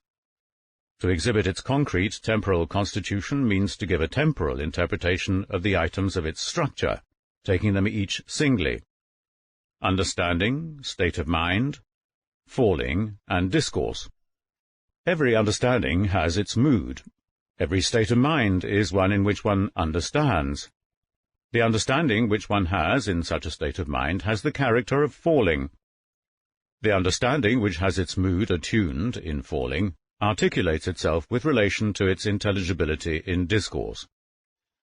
The current temporal constitution of these phenomena leads back in each case to that one kind of temporality which serves as such to guarantee the possibility that understanding, state of mind, falling, and discourse are united in their structure. A. The temporality of understanding. With the term understanding we have in mind a fundamental existentiale, which is neither a definite species of cognition distinguished, let us say, from explaining and conceiving, nor any cognition at all in the sense of grasping something thematically. Understanding constitutes rather the being of the there in such a way that, on the basis of such understanding, a Dasein can, in existing, develop the different possibilities of sight, of looking around, sich umsehens, and of just looking. In all explanation one uncovers understandingly that which one cannot understand. And all explanation is thus rooted in Dasein's primary understanding. If the term understanding is taken in a way which is primordially existential, it means to be projecting towards a potentiality for being for the sake of which any Dasein exists. In understanding, one's own potentiality for being is disclosed in such a way that one's Dasein always knows understandingly what it is capable of. It knows this, however, not by having discovered some fact, but by maintaining itself in an existentielle possibility. The kind of ignorance which corresponds to this does not consist in an absence or cessation of understanding, but must be regarded as a deficient mode of the projectedness of one's potentiality for being. Existence can be questionable. If it is to be possible for something to be in question, das in Frage stehen, a disclosedness is needed. When one understands oneself projectively in an existentielle possibility, the future underlies this understanding, and it does so as a coming towards oneself out of that current possibility as which one's Dasein exists. The future makes ontologically possible an entity which is in such a way that it exists understandingly in its potentiality for being. Projection is basically futural. It does not primarily grasp the projected possibility thematically just by having it in view, but it throws itself into it as a possibility. In each case, Dasein is understandingly in the way that it can be. Resoluteness has turned out to be a kind of existing which is primordial and authentic. Proximally, and for the most part, to be sure, Dasein remains irresolute. That is to say, it remains closed off in its own most potentiality for being, to which it brings itself only when it has been individualized. This implies that temporality does not temporalize itself constantly out of the authentic future. This inconstancy, however, does not mean that temporality sometimes lacks a future, but rather that the temporalizing of the future takes various forms. To designate the authentic future terminologically, we have reserved the expression anticipation. This indicates that Dasein, existing authentically, lets itself come towards itself as its own most potentiality for being, that the future itself must first win itself, not from a present, but from the inauthentic future. If we are to provide a formally undifferentiated term for the future, we may use the one with which we have designated the first structural item of care, the ahead of itself. Factically, Dasein is constantly ahead of itself, but inconstantly anticipatory with regard to its existentielle possibility. How is the inauthentic future to be contrasted with this? Just as the authentic future is revealed in resoluteness, the inauthentic future, as an ecstatical mode, can reveal itself only if we go back ontologically from the inauthentic understanding of everyday concern to its existential temporal meaning. As care, Dasein is essentially ahead of itself. Proximally, and for the most part, concernful being in the world understands itself in terms of that with which it is concerned. Inauthentic understanding projects itself upon that with which one can concern oneself, or upon what is feasible, urgent, or indispensable in our everyday business. But that with which we concern ourselves is as it is for the sake of that potentiality for being which cares. This potentiality lets Dasein come towards itself in its concernful being alongside that with which it is concerned. Dasein does not come towards itself primarily in its own most non-relational potentiality for being, but it awaits this concernfully in terms of that which yields or denies the object of its concern. Dasein comes towards itself from that with which it concerns itself.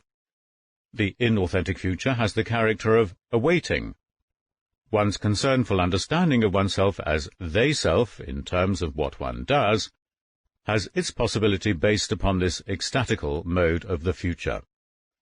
And only because factical Dasein is thus awaiting its potentiality for being, and is awaiting this potentiality in terms of that with which it concerns itself, can it expect anything and wait for it? Erwarten und warten auf. In each case, some sort of awaiting must have disclosed the horizon and the range from which something can be expected. Expecting is founded upon awaiting, and is a mode of that future which temporalizes itself authentically as anticipation. Hence there lies in anticipation a more primordial being towards death than in the concernful expecting of it. Understanding, as existing in the potentiality for being, however it may have been projected, is primarily futural, but it would not temporalize itself if it were not temporal, that is, determined with equal primordiality by having been and by the present. The way in which the latter ecstasis helps constitute inauthentic understanding has already been made plain in a rough and ready fashion. Everyday concern understands itself in terms of that potentiality for being which confronts it as coming from its possible success or failure with regard to what its object of concern may be. Corresponding to the inauthentic future, awaiting, there is a special way of being alongside the things with which one concerns oneself. This way of being alongside is the present, the waiting towards. This ecstatical mode reveals itself if we adduce for comparison this very same ecstasis, but in the mode of authentic temporality. To the anticipation which goes with resoluteness there belongs a present, in accordance with which a resolution discloses the situation. In resoluteness the present is not only brought back from distraction with the objects of one's closest concern, but it gets held in the future and in having been. That present which is held in authentic temporality, and which thus is authentic itself, we call the moment of vision. This term must be understood in the active sense as an ecstasis. It means the resolute rapture with which Dasein is carried away to whatever possibilities and circumstances are encountered in the situation as possible objects of concern, but a rapture which is held in resoluteness. The moment of vision is a phenomenon which, in principle, cannot be clarified in terms of the now, dem Jetzt. The now is a temporal phenomenon which belongs to time as within timeness, the now in which something arises, passes away, or is present at hand. In the moment of vision, nothing can occur, but as an authentic present or waiting towards, the moment of vision permits us to encounter for the first time what can be in a time, as ready to hand or present at hand. In contradistinction to the moment of vision as the authentic present, we call the inauthentic present making present. Formally understood, every present is one which makes present, but not every present has the character of a moment of vision. When we use the expression making present without adding anything further, we always have in mind the inauthentic kind, which is irresolute and does not have the character of a moment of vision. Making present will become clear only in the light of the temporal interpretation of falling into the world of one's concern. Such falling has its existential meaning in making present. But insofar as the potentiality for being which is projected by inauthentic understanding is projected in terms of things with which one can be concerned, this means that such understanding temporalizes itself in terms of making present. The moment of vision, however, temporalizes itself in quite the opposite manner, in terms of the authentic future. Inauthentic understanding temporalizes itself as an awaiting which makes present, gegenwärtigendes Gewärtigen, an awaiting to whose ecstatical unity there must belong a corresponding having been. The authentic coming towards itself of anticipatory resoluteness is at the same time a coming back to one's ownmost self, which has been thrown into its individualization. This ecstasis makes it possible for Dasein to be able to take over resolutely that entity which it already is. In anticipating, Dasein brings itself again forth into its ownmost potentiality for being. If being as having been is authentic, we call it repetition. But when one projects oneself inauthentically towards those possibilities which have been drawn from the object of concern in making it present, this is possible only because Dasein has forgotten itself in its own most thrown potentiality for being. This forgetting is not nothing, nor is it just a failure to remember. It is rather a positive, ecstatical mode of one's having been, a mode with a character of its own. The ecstasis, rapture, of forgetting has the character of backing away in the face of one's own most being, and of doing so in a manner which is closed off from itself. In such a manner, indeed, that this backing away closes off ecstatically that in the face of which one is backing away, and thereby closes itself off too. Having forgotten Vergessenheit as an inauthentic way of having been is thus related to that thrown being which is one's own. It is the temporal meaning of that being in accordance with which I am, proximally and for the most part, as having been. Only on the basis of such forgetting can anything be retained, behalten, by the concernful making present which awaits. And what are thus retained are entities encountered within the world, with a character other than that of Dasein. To such retaining there corresponds a non-retaining, which presents us with a kind of forgetting in a derivative sense. Just as expecting is possible only on the basis of awaiting, remembering is possible only on that of forgetting, and not vice versa. For in the mode of having forgotten, one's having been discloses primarily the horizon into which a Dasein, lost in the superficiality of its object of concern, can bring itself by remembering.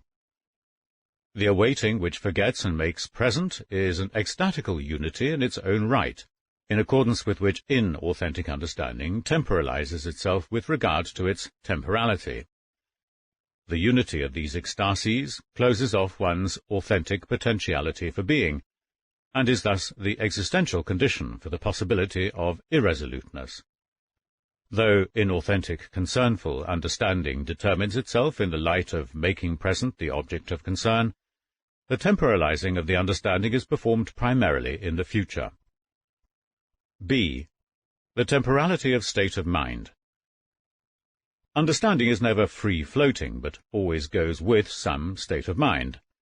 The there gets equiprimordially disclosed by one's mood in every case, or gets closed off by it. Having a mood brings Dasein face to face with its thrownness in such a manner that this thrownness is not known as such, but disclosed far more primordially in how one is. Existentially, being thrown means finding oneself in some state of mind or other. One's state of mind is therefore based upon thrownness. My mood represents whatever may be the way in which I am primarily the entity that has been thrown. How does the temporal constitution of having a mood let itself be made visible? How will the ecstatical unity of one's current temporality give any insight into the existential connection between one's state of mind and one's understanding? One's mood discloses in the manner of turning thither or turning away from one's own Dasein, bringing Dasein face to face with the that it is of its own thrownness, whether authentically revealing it or inauthentically covering it up, becomes existentially possible only if Dasein's being, by its very meaning, constantly is as having been. The being is not what first brings one face to face with the thrown entity which one is oneself, but the ecstasis of the being is what first makes it possible to find oneself in the way of having a state of mind. Understanding is grounded primarily in the future. One's state of mind, however, temporalizes itself primarily in having been. Moods temporalize themselves, that is, their specific ecstasis belongs to a future and a present, in such a way, indeed, that these equiprimordial ecstasies are modified by having been. We have emphasized that while moods, of course, are ontically well known to us, bekannt, they are not recognized, erkannt, in their primordial existential function. They are regarded as fleeting experiences which color one's whole psychical condition. Anything which is observed to have the character of turning up and disappearing in a fleeting manner belongs to the primordial constancy of existence. But all the same, what should moods have in common with time? That these experiences come and go, that they run their course in time, is a trivial thing to establish. Certainly. And indeed this can be established in an ontico-psychological manner. Our task, however, is to exhibit the ontological structure of having a mood in its existential temporal constitution. And of course this is proximally just a matter of first making the temporality of moods visible. The thesis that one's state of mind is grounded primarily in having been means that the existentially basic character of moods lies in bringing one back to something. This bringing back does not first produce a having been, but in any state of mind, some mode of having been is made manifest for existential analysis. So if we are to interpret states of mind temporally, our aim is not one of deducing moods from temporality and dissolving them into pure phenomena of temporalizing. All we have to do is to demonstrate that, except on the basis of temporality, moods are not possible in what they signify in an existentiel way, or in how they signify it. Our temporal interpretation will restrict itself to the phenomena of fear and anxiety, which we have already analyzed in a preparatory manner. We shall begin our analysis by exhibiting the temporality of fear. Fear has been characterized as an inauthentic state of mind. To what extent does the existential meaning which makes such a state of mind possible lie in what has been? Which mode of this ecstasis designates the specific temporality of fear? Fear is a fearing in the face of something threatening, of something which is detrimental to Dasein's factical potentiality for being, and which brings itself close in the way we have described, within the range of the ready-to-hand and the present-at-hand with which we concern ourselves. Fearing discloses something threatening, and it does so by way of everyday circumspection. A subject which merely beholds would never be able to discover anything of the sort. But if something is disclosed when one fears in the face of it, is not this disclosure a letting something come towards oneself? Ein auf sich zukommen lassen. Has not fear been rightly defined as the expectation of some oncoming evil, eines ankommenden Übels, malum futurum? Is not the primary meaning of fear the future, and least of all, one's having been? Not only does fearing relate itself to something future in the signification of something which first comes on in time, but this self-relating is itself futural in the primordially temporal sense. All this is incontestable. Manifestly an awaiting is one of the things that belong to the existential temporal constitution of fear. But proximally this just means that the temporality of fear is one that is inauthentic. Is fearing in the face of something merely an expecting of something threatening which is coming on? Such an expectation need not be fear already, and it is so far from being fear that the specific character which fear as a mood possesses is missing. This character lies in the fact that in fear the awaiting lets what is threatening come back, zurückkommen, to one's factically concernful potentiality for being. Only if that to which this comes back is already ecstatically open, can that which threatens be awaited right back to the entity which I myself am. Only so can my Dasein be threatened. The awaiting which fears is one which is afraid for itself. That is to say, fearing in the face of something is in each case a fearing about. Therein lies the character of fear as mood and as affect. When one's being in the world has been threatened and it concerns itself with the ready-to-hand, it does so as a factical potentiality for being of its own. In the face of this potentiality one backs away in bewilderment, and this kind of forgetting oneself is what constitutes the existential temporal meaning of fear. Aristotle rightly defines fear as a kind of depression or bewilderment. This depression forces Dasein back to its thrownness, but in such a way that this thrownness gets quite closed off. The bewilderment is based upon a forgetting. When one forgets and backs away in the face of a factical potentiality for being which is resolute, one clings to those possibilities of self-preservation and evasion which one has already discovered circumspectively beforehand. When concern is afraid, it leaps from next to next, because it forgets itself and therefore does not take hold of any definite possibility. Every possible possibility offers itself, and this means that the impossible ones do so too. The man who fears does not stop with any of these. His environment does not disappear, but it is encountered without his knowing his way about in it any longer. This bewildered making present of the first thing that comes into one's head is something that belongs with forgetting oneself in fear. It is well known, for instance, that the inhabitants of a burning house will often save the most indifferent things that are most closely ready to hand.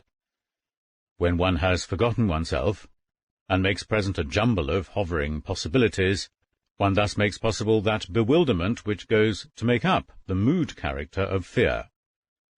The having forgotten which goes with such bewilderment modifies the awaiting too, and gives it the character of a depressed or bewildered awaiting, which is distinct from any pure expectation. The specific ecstatical unity which makes it existentially possible to be afraid temporalizes itself primarily out of the kind of forgetting characterized above, which, as a mode of having been, modifies its present and its future in their own temporalizing. The temporality of fear is a forgetting which awaits and makes present. The common-sense interpretation of fear, taking its orientation from what we encounter within the world, seeks in the first instance to designate the oncoming evil as that in the face of which we fear, and correspondingly to define our relation to this evil as one of expecting. Anything else which belongs to the phenomenon remains a feeling of pleasure or displeasure. How is the temporality of anxiety related to that of fear? We have called the phenomenon of anxiety a basic state of mind. Anxiety brings Dasein face to face with its ownmost being thrown, and reveals the uncanniness of everyday familiar being in the world.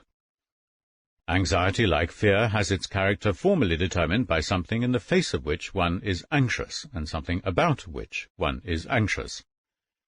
But our analysis has shown that these two phenomena coincide. This does not mean that their structural characters are melted away into one another, as if anxiety were anxious neither in the face of anything nor about anything. Their coinciding means rather that the entity by which both these structures are filled in, das sie erfüllende Seiende, is the same, namely Dasein. In particular, that in the face of which one has anxiety is not encountered as something definite with which one can concern oneself. The threatening does not come from what is ready to hand or present at hand, but rather from the fact that neither of these says anything any longer. Environmental entities no longer have any involvement. The world in which I exist has sunk into insignificance, and the world which is thus disclosed is one in which entities can be freed only in the character of having no involvement. Anxiety is anxious in the face of the nothing of the world. But this does not mean that in anxiety we experience something like the absence of what is present at hand within the world. The present at hand must be encountered in just such a way that it does not have any involvement whatsoever, but can show itself in an empty mercilessness. This implies, however, that our concernful awaiting finds nothing in terms of which it might be able to understand itself. It clutches at the nothing of the world. But when our understanding has come up against the world, it is brought to being in the world as such through anxiety. Being in the world, however, is both what anxiety is anxious in the face of, and what it is anxious about. To be anxious in the face of does not have the character of an expecting or of any kind of awaiting. That in the face of which one has anxiety is indeed already there, namely Dasein itself. In that case, does not anxiety get constituted by a future? Certainly, but not by the inauthentic future of awaiting. Anxiety discloses an insignificance of the world, and this insignificance reveals the nullity of that with which one can concern oneself, or, in other words, the impossibility of projecting oneself upon a potentiality for being which belongs to existence, and which is founded primarily upon one's objects of concern. The revealing of this impossibility, however, signifies that one is letting the possibility of an authentic potentiality for being be lit up. What is the temporal meaning of this revealing? Anxiety is anxious about naked Dasein as something that has been thrown into uncanniness. It brings one back to the pure that it is of one's own most individualized thrownness. This bringing back has neither the character of an evasive forgetting nor that of a remembering, but just as little does anxiety imply that one has already taken over one's existence into one's resolution, and done so by a repeating. On the contrary, anxiety brings one back to one's thrownness as something possible which can be repeated. And in this way it also reveals the possibility of an authentic potentiality for being, a potentiality which must, in repeating, come back to its throne there, but come back as something future which comes towards, zukünftiges. The character of having been is constitutive for the state of mind of anxiety, and bringing one face to face with repeatability is the specific ecstatical mode of this character.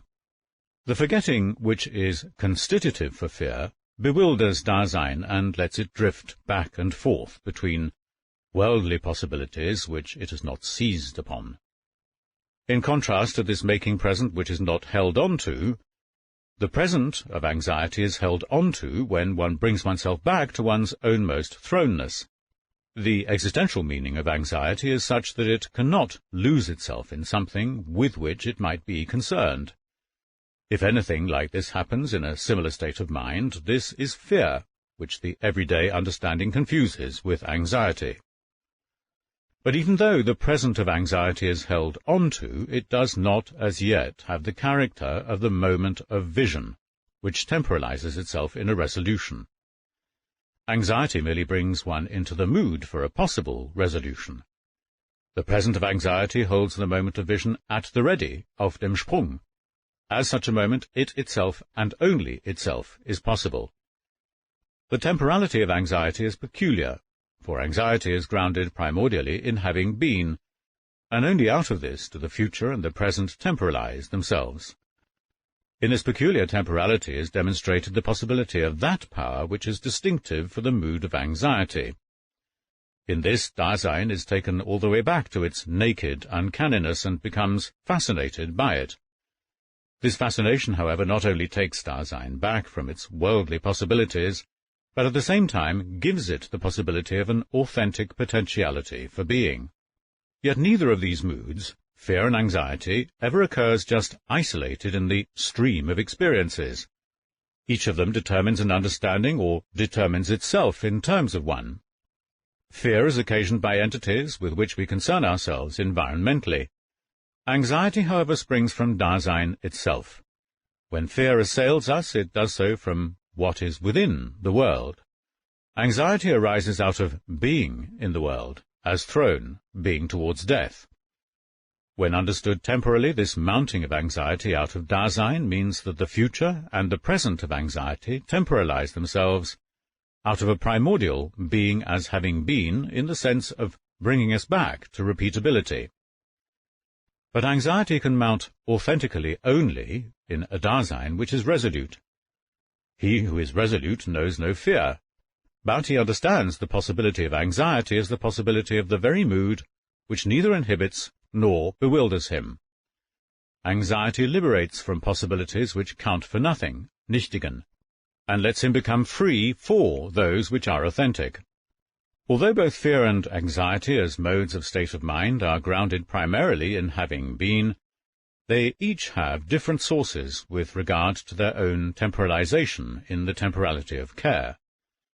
Anxiety springs from the future of resoluteness, while fear springs from the lost present, of which fear is fearfully apprehensive, so that it falls prey to it more than ever. But may not the thesis of the temporality of moods hold only for those phenomena which we have selected for our analysis? How is a temporal meaning to be found in the pallid lack of mood which dominates the grey everyday through and through? And how about the temporality of such moods and affects as hope, joy, enthusiasm, gaiety? Not only fear and anxiety, but other moods are founded existentially upon one's having been. This becomes plain if we merely mention such phenomena as satiety, sadness, melancholy, and desperation. Of course, these must be interpreted on the broader basis of an existential analytic of Dasein that has been well worked out. But even a phenomenon like hope, which seems to be founded wholly upon the future, must be analyzed in much the same way as fear. Hope has sometimes been characterized as the expectation of a bonum futurum, to distinguish it from fear, which relates itself to a malum futurum. But what is decisive for the structure of hope as a phenomenon is not so much the futural character of that to which it relates itself, but rather the existential meaning of hoping itself. Even here its character as a mood lies primarily in hoping as hoping for something for oneself, für sich erhoffen.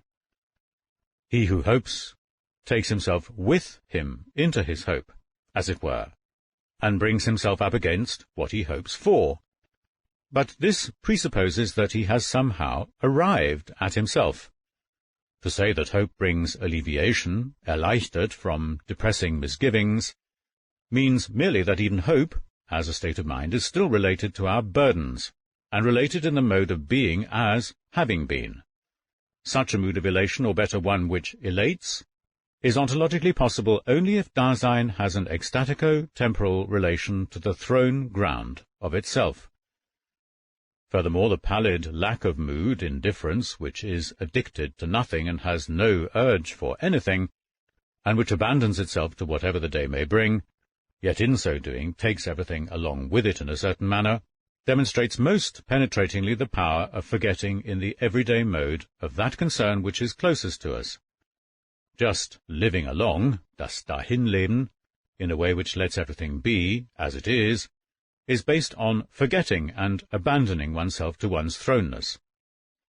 It has the ecstatical meaning of an inauthentic way of having been.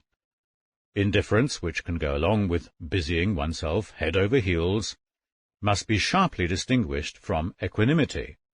This latter mood springs from resoluteness, which, in a moment of vision, looks at those situations which are possible in one's potentiality for being a whole as disclosed in our anticipation of, zum, death. Only an entity which, in accordance with the meaning of its being, finds itself in a state of mind, sich befindet, that is to say, an entity which, in existing, is as already having been, and which exists in a constant mode of what has been, can become affected. Ontologically, such affection presupposes making present, and indeed in such a manner that in this making present, Dasein can be brought back to itself as something that has been. It remains a problem in itself to define ontologically the way in which the senses can be stimulated or touched in something that merely has life, and how and where the being of animals, for instance, is constituted by some kind of time. C. The temporality of falling. In our temporal interpretation of understanding and state of mind, we not only have come up against a primary ecstasis for each of these phenomena, but at the same time we have always come up against temporality as a whole. Just as understanding is made possible primarily by the future, and moods are made possible by having been, the third constitutive item in the structure of care, namely falling, has its existential meaning in the present. Our preparatory analysis of falling began with an interpretation of idle talk, curiosity, and ambiguity. In the temporal analysis of falling we shall take the same course, but we shall restrict our investigation to a consideration of curiosity, for here the specific temporality of falling is most easily seen. Our analysis of idle talk and ambiguity, however, presupposes our having already clarified the temporal constitution of discourse and of explanation, interpretation. Curiosity is a distinctive tendency of Dasein's being, in accordance with which Dasein concerns itself with a potentiality for seeing. Like the concept of sight, seeing will not be restricted to awareness through the eyes of the body. Awareness in the broader sense lets what is ready to hand and what is present at hand be encountered bodily in themselves with regard to the way they look. Letting them be thus encountered is grounded in a present. This present gives us, in general, the ecstatical horizon within which entities can have bodily presence.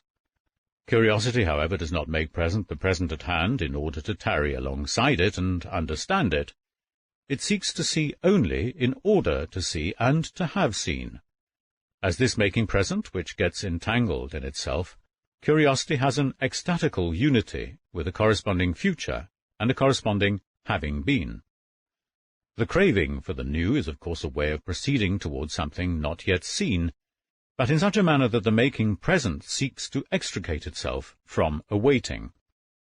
Curiosity is futural in a way which is altogether inauthentic, and in such a manner, moreover, that it does not await a possibility, but, in its craving, just desires such a possibility as something that is actual.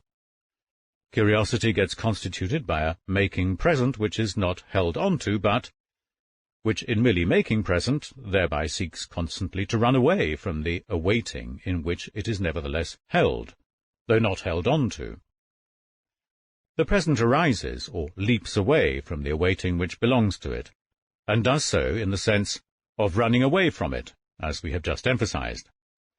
But the making present which leaps away in curiosity is so little devoted to the thing it is curious about, that when it obtains sight of anything, it already looks away to what is coming next. The making present which arises or leaps away from the awaiting of a definite possibility which one has taken hold of, makes possible ontologically that not tarrying which is distinctive of curiosity. The making present does not leap away from the awaiting in such a manner, as it were, that it detaches itself from that awaiting and abandons it to itself, if we understand this ontically. This leaping away is rather an ecstatical modification of awaiting, and of such a kind that the awaiting leaps after the making present. The awaiting gives itself up, as it were, nor does it any longer let any inauthentic possibilities of concern come towards it from that with which it concerns itself, unless these are possibilities only for a making present which is not held on to. When the awaiting is ecstatically modified by the making present which leaps away, so that it becomes an awaiting which leaps after, this modification is the existential temporal condition for the possibility of distraction. Through the awaiting which leaps after, on the other hand, the making present is abandoned more and more to itself. It makes present for the sake of the present. It thus entangles itself in itself, so that the distracted not tarrying becomes never dwelling anywhere. This latter mode of the present is the counter-phenomenon at the opposite extreme from the moment of vision. In never dwelling anywhere, being there is everywhere and nowhere. The moment of vision, however, brings existence into the situation and discloses the authentic there. The more inauthentically the present is, that is, the more making present comes towards itself, the more it flees in the face of a definite potentiality for being, and closes it off. But in that case, all the less can the future come back to the entity which has been thrown. In the leaping away of the present one also forgets, increasingly. The fact that curiosity always holds by what is coming next and has forgotten what has gone before is not a result that ensues only from curiosity, but is the ontological condition for curiosity itself. As regards their temporal meaning, the characteristics of falling, which we have pointed out, temptation, tranquilization, alienation, self-entanglement, mean that the making present which leaps away has an ecstatical tendency such that it seeks to temporalize itself out of itself. When Dasein entangles itself, this has an ecstatical meaning. Of course, when one speaks of the rapture with which one's existence is carried away in making present, this does not signify that Dasein detaches itself from itself and its I. Even when it makes present in the most extreme manner, it remains temporal, that is, awaiting and forgetful. In making present, moreover, Dasein still understands itself, though it has been alienated from its ownmost potentiality for being, which is based primarily on the authentic future and on authentically having been. But insofar as making present is always offering something new, it does not let Dasein come back to itself, and is constantly tranquilizing it anew. This tranquilizing, however, strengthens in turn the tendency towards leaping away. Curiosity is activated, not by the endless immensity of what we have not yet seen, but rather by the falling kind of temporalizing which belongs to the present as it leaps away. Even if one has seen everything, this is precisely when curiosity fabricates something new. As a mode of temporalizing, the leaping away of the present is grounded in the essence of temporality, which is finite. Having been thrown into being towards death, Dasein flees, proximally and for the most part, in the face of this thrownness, which has been more or less explicitly revealed. The present leaps away from its authentic future and from its authentic having been, so that it lets Dasein come to its authentic existence only by taking a detour through that present. The leaping away of the present, that is, the falling into lostness, has its source in that primordial authentic temporality itself, which makes possible thrown being towards death.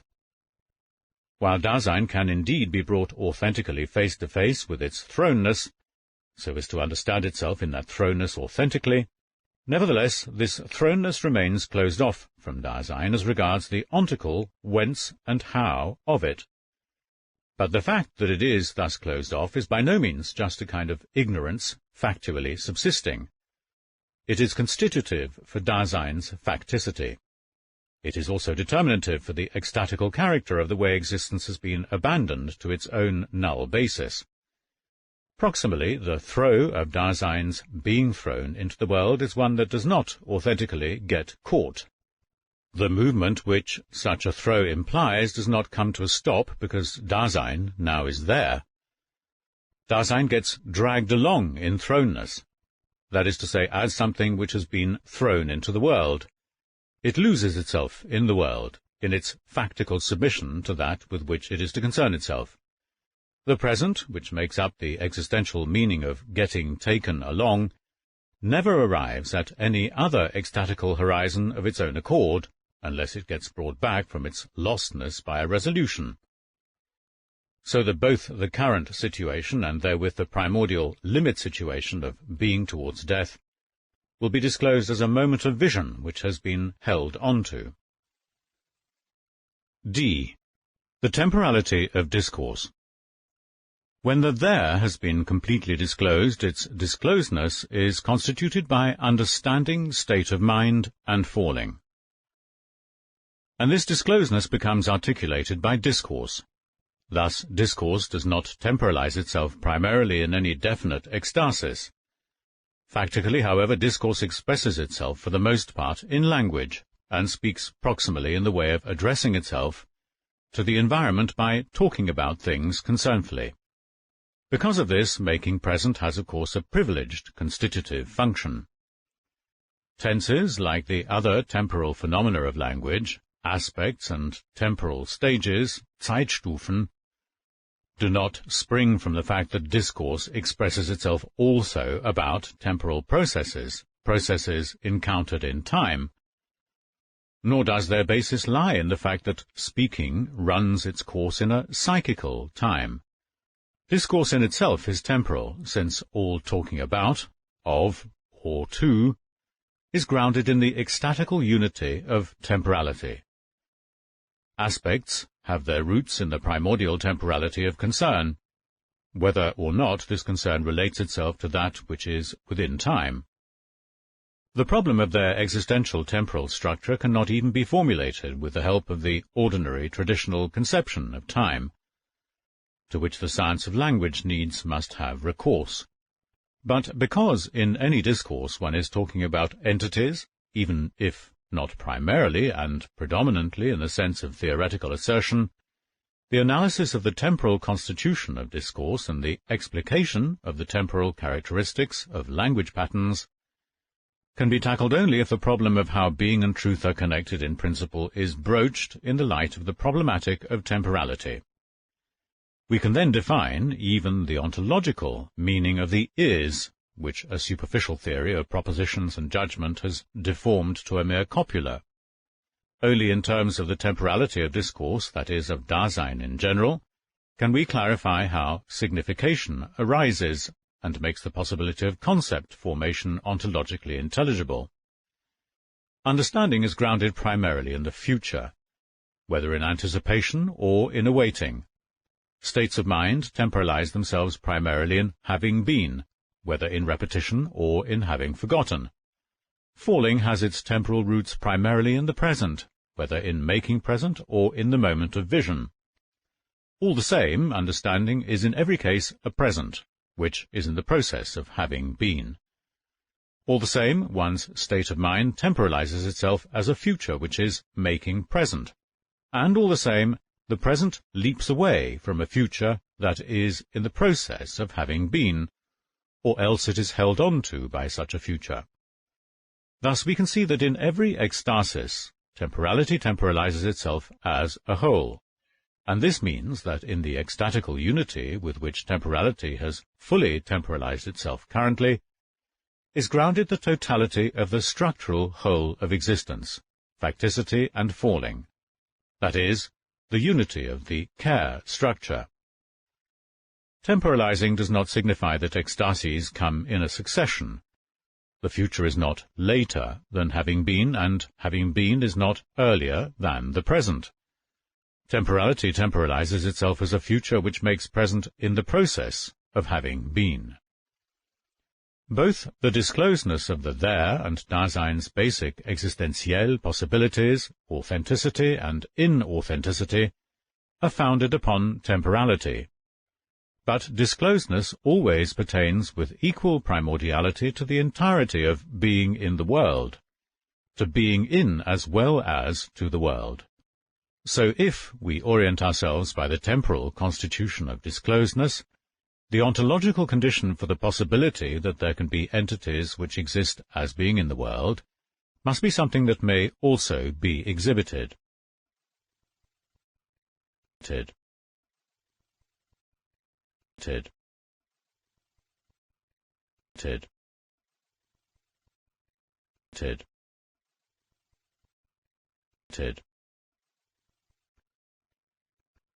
Section 69. The temporality of being in the world and the problem of the transcendence of the world. The ecstatical unity of temporality, that is, the unity of the outside of itself in the raptures of the future, of what has been and of the present, is the condition for the possibility that there can be an entity which exists as its there. The entity which bears the title being there is one that has been cleared. The light which constitutes this clearedness, Gelichtetheit, of Dasein, is not something ontically present at hand as a power or source for a radiant brightness occurring in the entity on occasion. That by which this entity is essentially cleared, in other words, that which makes it both open for itself and bright for itself, is what we have defined as care, in advance of any temporal interpretation. In care is grounded the full disclosedness of the there. Only by this clearedness is any illuminating or illumining, any awareness, seeing, or having of something made possible. We understand the light of this clearedness only if we are not seeking some power implanted in us and present at hand, but are interrogating the whole constitution of Dasein's being, namely care, and are interrogating it as to the unitary basis for its existential possibility. Ecstatical temporality clears the there primordially. It is what primarily regulates the possible unity of all Dasein's existential structures. Only through the fact that being there is rooted in temporality can we get an insight into the existential possibility of that phenomenon, which at the beginning of our analytic of Dasein we have designated as its basic state, being in the world. We had to assure ourselves in the beginning that the structural unity of this phenomenon cannot be torn apart. The question of the basis which makes the unity of this articulated structure possible remained in the background. With the aim of protecting this phenomenon from those tendencies to split it up, which were the most obvious and therefore the most baleful, we gave a rather thorough interpretation of that everyday mode of being in the world which is closest to us. Concernful being alongside, the ready-to-hand within the world. Now that care itself has been defined ontologically and traced back to temporality as its existential ground, concern can in turn be conceived explicitly in terms of either care or temporality. In the first instance, our analysis of the temporality of concern sticks to the mode of having to do with the ready-to-hand circumspectively. Our analysis then pursues the existential temporal possibility that circumspective concern may be modified into a discovering of entities within the world in the sense of certain possibilities of scientific research, and discovering them merely by looking at them. Our interpretation of the temporality of being alongside what is ready to hand and present at hand within the world, being alongside circumspectively as well as with theoretical concern, shows us at the same time how this temporality is already the advance condition for that possibility of being in the world in which being alongside entities within the world is grounded. If we take the temporal constitution of being in the world as a theme for analysis, we are led to the following questions. In what way is anything like a world possible at all? In what sense is the world? What does the world transcend? And how does it do so? How are independent, unabhängige entities within the world connected, hängt zusammen, with the transcending world? To expound these questions ontologically is not to answer them. On the contrary, what such an exposition accomplishes is the clarification of those structures with regard to which the problem of transcendence must be raised, a clarification which is necessary beforehand. In the existential temporal interpretation of being in the world, three things will be considered. A. The temporality of circumspective concern. B. The temporal meaning of the way in which circumspective concern becomes modified into theoretical knowledge of what is present at hand within the world. C. The temporal problem of the transcendence of the world. A. The temporality of circumspective concern. How are we to obtain the right point of view for analyzing the temporality of concern? We have called concernful being alongside the world our dealings in and with the environment. As phenomena which are examples of being alongside, we have chosen the using, manipulation, and producing of the ready-to-hand, and the deficient and undifferentiated modes of these. That is, we have chosen ways of being alongside what belongs to one's everyday needs. In this kind of concern, Dasein's authentic existence, too, maintains itself, even when for such existence this concern is a matter of indifference. The ready-to-hand things with which we concern ourselves are not the causes of our concern, as if this were to arise only by the effects of entities within the world. Being alongside the ready-to-hand cannot be explained ontically in terms of the ready-to-hand itself, nor can the ready-to-hand be derived contrariwise from this kind of being. But neither are concern, as a kind of being which belongs to Dasein, and that with which we concern ourselves, as something ready to hand within the world, just present at hand together. All the same, a connection subsists between them. That which is dealt with, if rightly understood, sheds light upon concernful dealings themselves. And furthermore, if we miss the phenomenal structure of what is dealt with, then we fail to recognize the existential constitution of dealing. Of course, we have already made an essential gain for the analysis of those entities which we encounter as closest to us, if their specific character as equipment does not get passed over.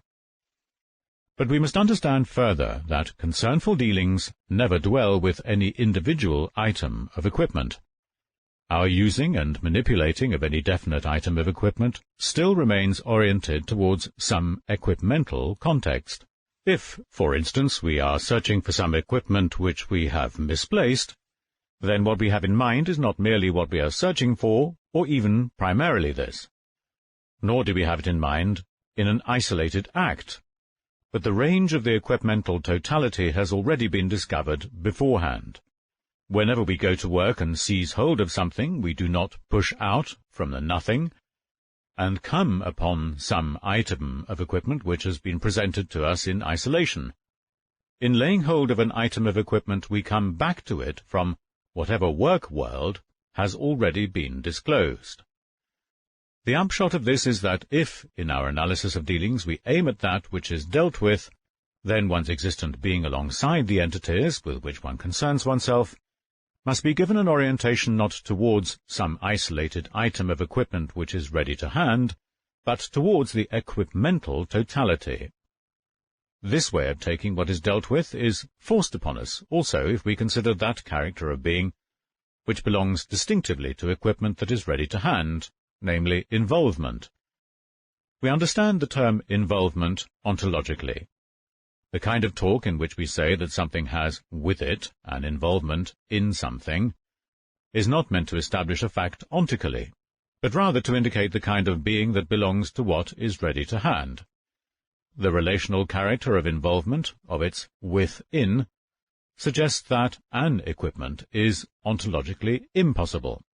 Of course, just a solitary item of equipment may be ready to hand, while another is missing.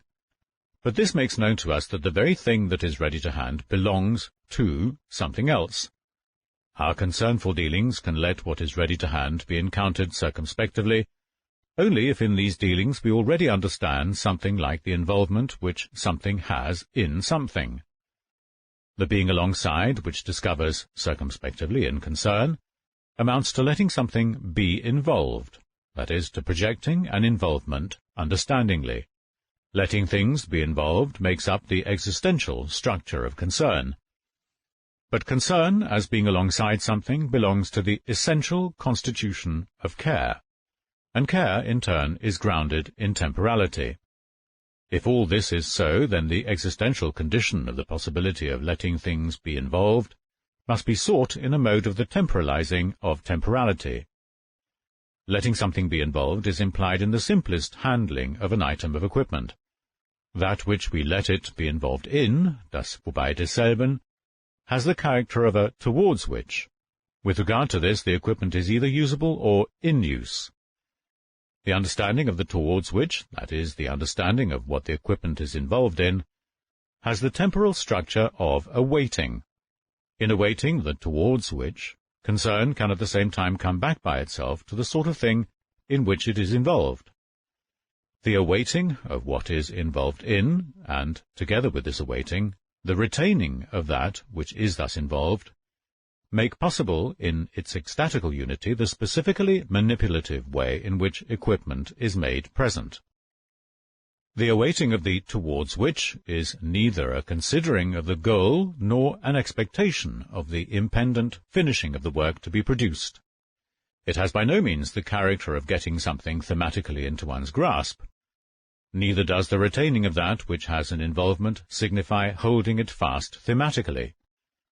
Manipulative dealings no more relate themselves merely to that in which we let something be involved than they do to what is involved itself. Letting something be involved is constituted rather in the unity of a retention which awaits, and it is constituted in such a manner, indeed, that the making present which arises from this makes possible the characteristic absorption of concern in its equipmental world. When one is wholly devoted to something and really busies oneself with it, one does not do so just alongside the work itself, or alongside the tool, or alongside both of them together. The unity of the relations in which concern circumspectively operates has been established already by letting things be involved, which is based upon temporality. A specific kind of forgetting is essential for the temporality that is constitutive for letting something be involved. The self must forget itself. If lost in the world of equipment, it is to be able actually to go to work and manipulate something.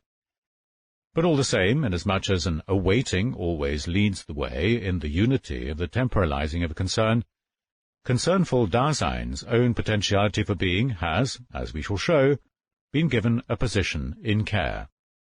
The making present which awaits and retains is constitutive for that familiarity in accordance with which Dasein, as being with one another, knows its way about, sich auskennt, in its public environment.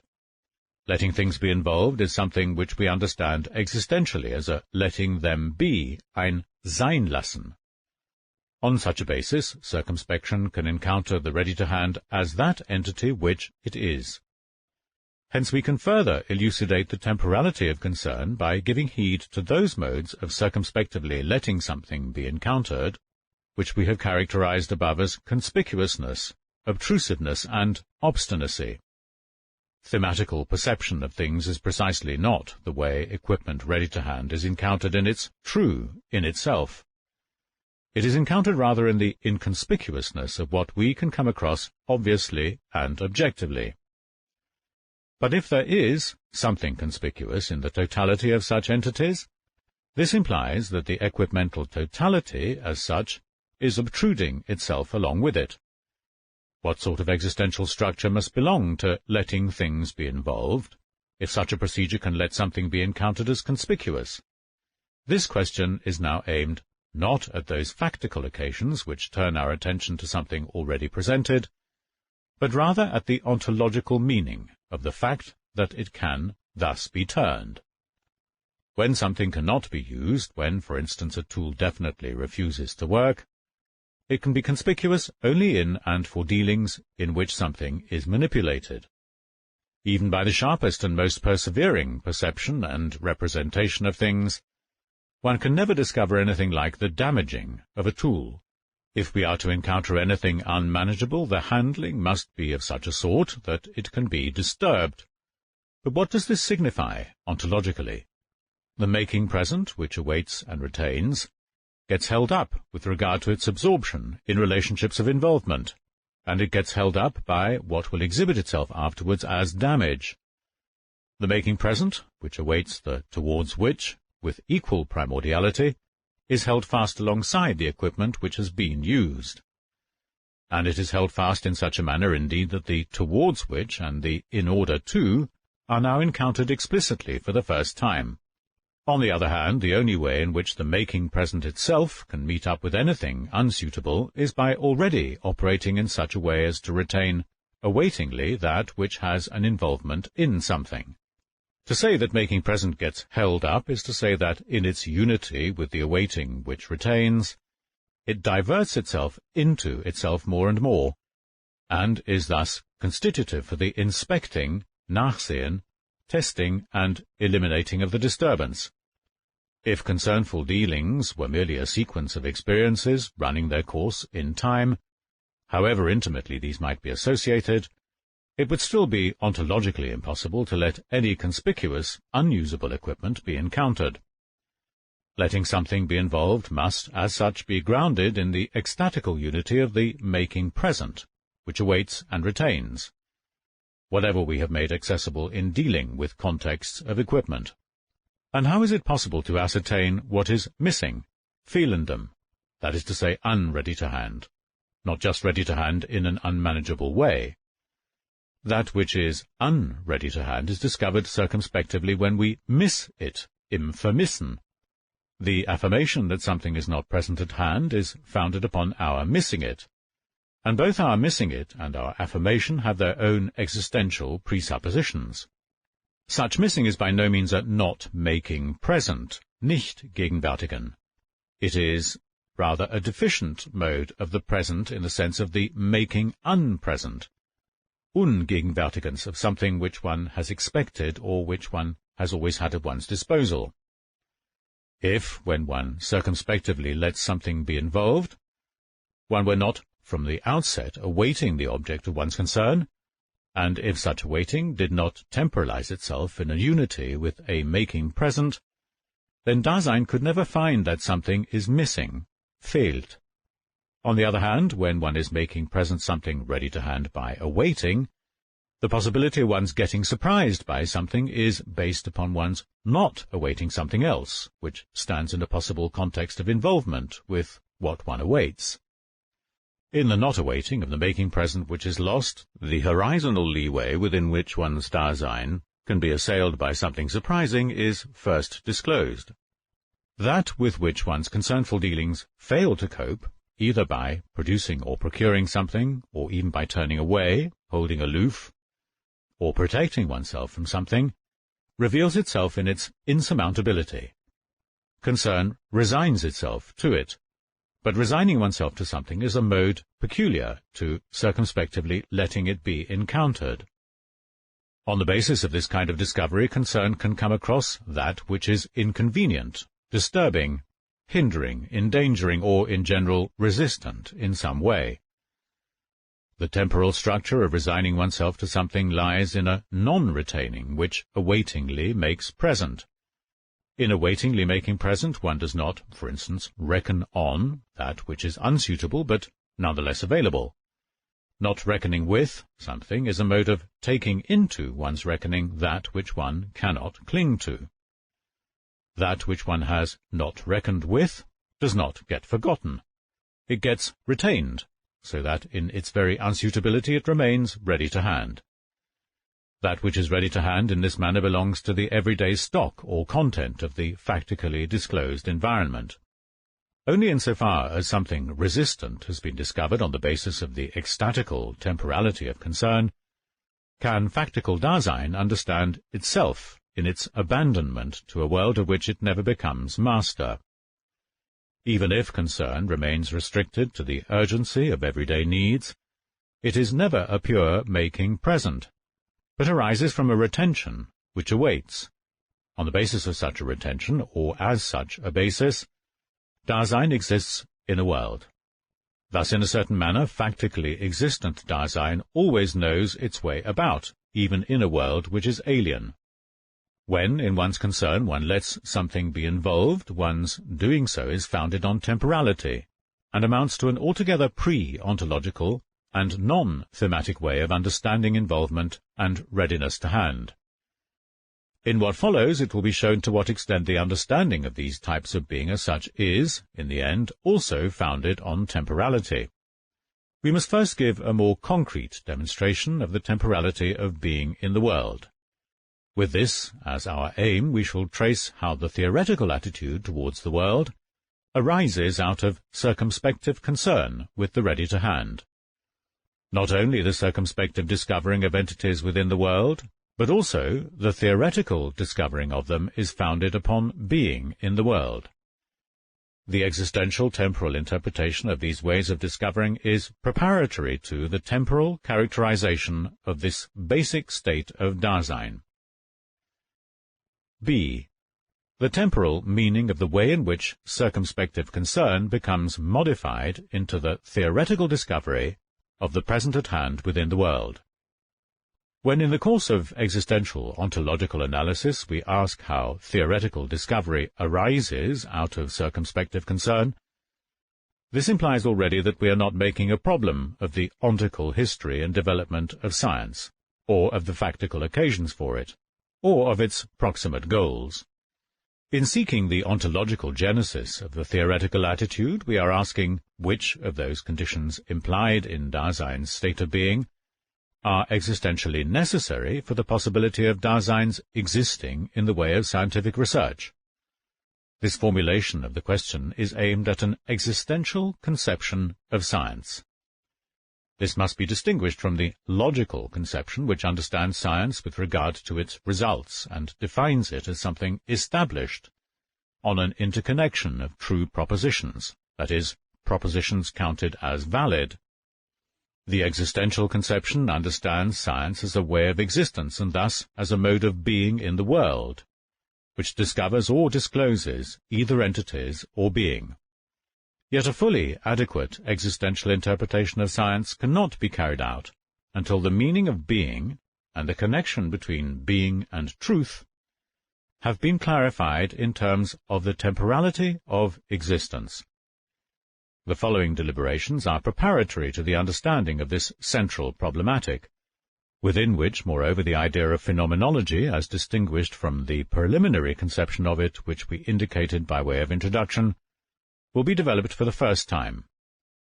Corresponding to the stage of our study at which we have now arrived, a further restriction will be imposed upon our interpretation of the theoretical attitude. We shall investigate only the way in which circumspective concern, with the ready-to-hand, changes over into an exploration of what we come across as present at hand within the world, and we shall be guided by the aim of penetrating to the temporal constitution of being in the world in general. In characterizing the changeover from the manipulating and using and so forth, which are circumspective in a practical way, to theoretical exploration, it would be easy to suggest that merely looking at entities is something which emerges when concerns hold back from any kind of manipulation. What is decisive in the emergence of the theoretical attitude would then lie in the disappearance of praxis. So if one posits practical concern as the primary and predominant kind of being which factical Dasein possesses, the ontological possibility of theory will be due to the absence of praxis, that is, to a privation. But the discontinuance of a specific manipulation in our concernful dealings does not simply leave the guiding circumspection behind as a remainder. Rather, our concern then diverts itself specifically into a just looking around, ein nur sich umsehen. But this is by no means the way in which the theoretical attitude of science is reached. On the contrary, the tarrying which is discontinued when one manipulates can take on the character of a more precise kind of circumspection, such as inspecting, checking up on what has been attained, or looking over the operations, Betrieb, which are now at a standstill. Holding back from the use of equipment is so far from sheer theory that the kind of circumspection which tarries and considers remains wholly in the grip of the ready-to-hand equipment with which one is concerned.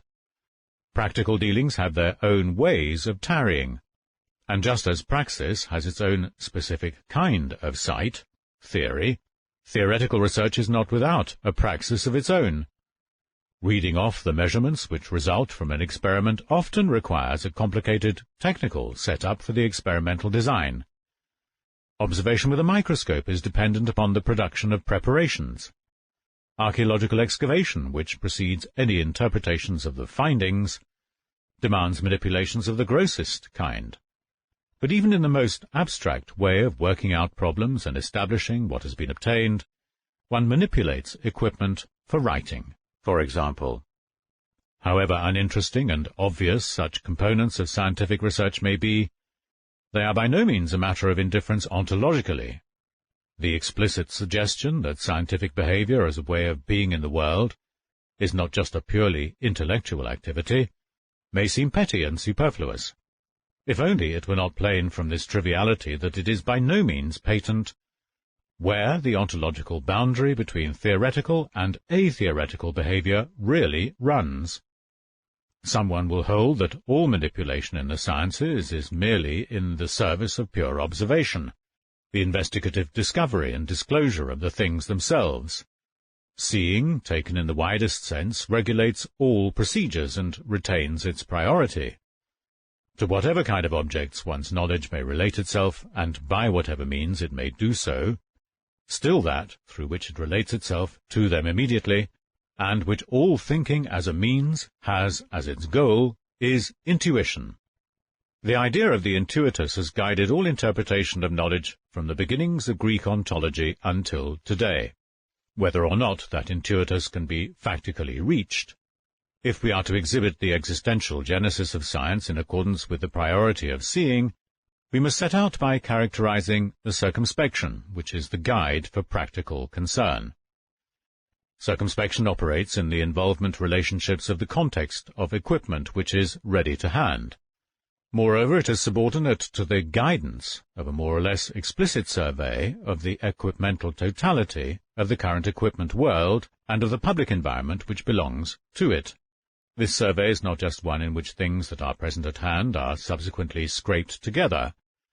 What is essential to it is that one should have a primary understanding of the totality of involvements within which factical concern always takes its start. Such a survey illumines one's concern, and receives its light from that potentiality for being on the part of Dasein, for the sake of which concern exists as care. In one's current using and manipulating, the concernful circumspection which does this surveying brings the ready-to-hand closer to Dasein, and does so by interpreting what has been cited. This specific way of bringing the object of concern close, by interpreting it circumspectively, we call deliberating, Überlegung. The scheme peculiar to this is the if-then. If this or that, for instance, is to be produced, put to use, or averted, then some ways and means, circumstances or opportunities will be needed. Circumspective deliberation illumines Dasein's current factical situation in the environment with which it concerns itself. Accordingly, such deliberation never merely affirms that some entity is present at hand or has such and such properties. Moreover, deliberation can be performed even when that which is brought close in it circumspectively is not palpably ready to hand and does not have presence within the closest range. Bringing the environment closer in circumspective deliberation has the existential meaning of a making present, for envisaging is only a mode of this. In envisaging, one's deliberation catches sight directly of that which is needed, but which is unready to hand. Circumspection which envisages does not relate itself to mere representations. Circumspective making present, however, is a phenomenon with more than one kind of foundation. In the first instance, it always belongs to a full ecstatical unity of temporality. It is grounded in a retention of that context of equipment with which Dasein concerns itself in awaiting a possibility. That which has already been laid open in awaiting and retaining is brought closer by one's deliberative making present or envisaging.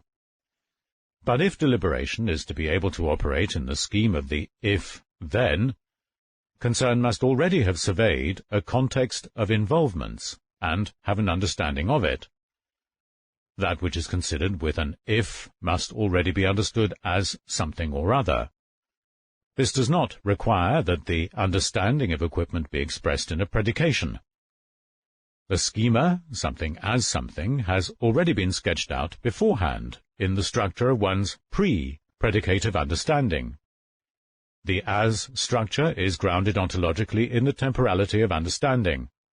But on the other hand, only to the extent that Dasein, in awaiting some possibility, here this means a towards which, has come back to a towards this, that is to say, that it retains something ready to hand, only to this extent can the making present which belongs to this awaiting and retaining start with what is thus retained, and bring it, in its character of having been assigned or referred to its towards which, explicitly closer. The deliberation which brings it close must, in the schema of making present, be in conformity with the kind of being that belongs to what is to be brought close. The involvement character of the ready-to-hand does not first get discovered by deliberation, but only gets brought close by it in such a manner as to let that in which something has an involvement be seen circumspectively, as this very thing.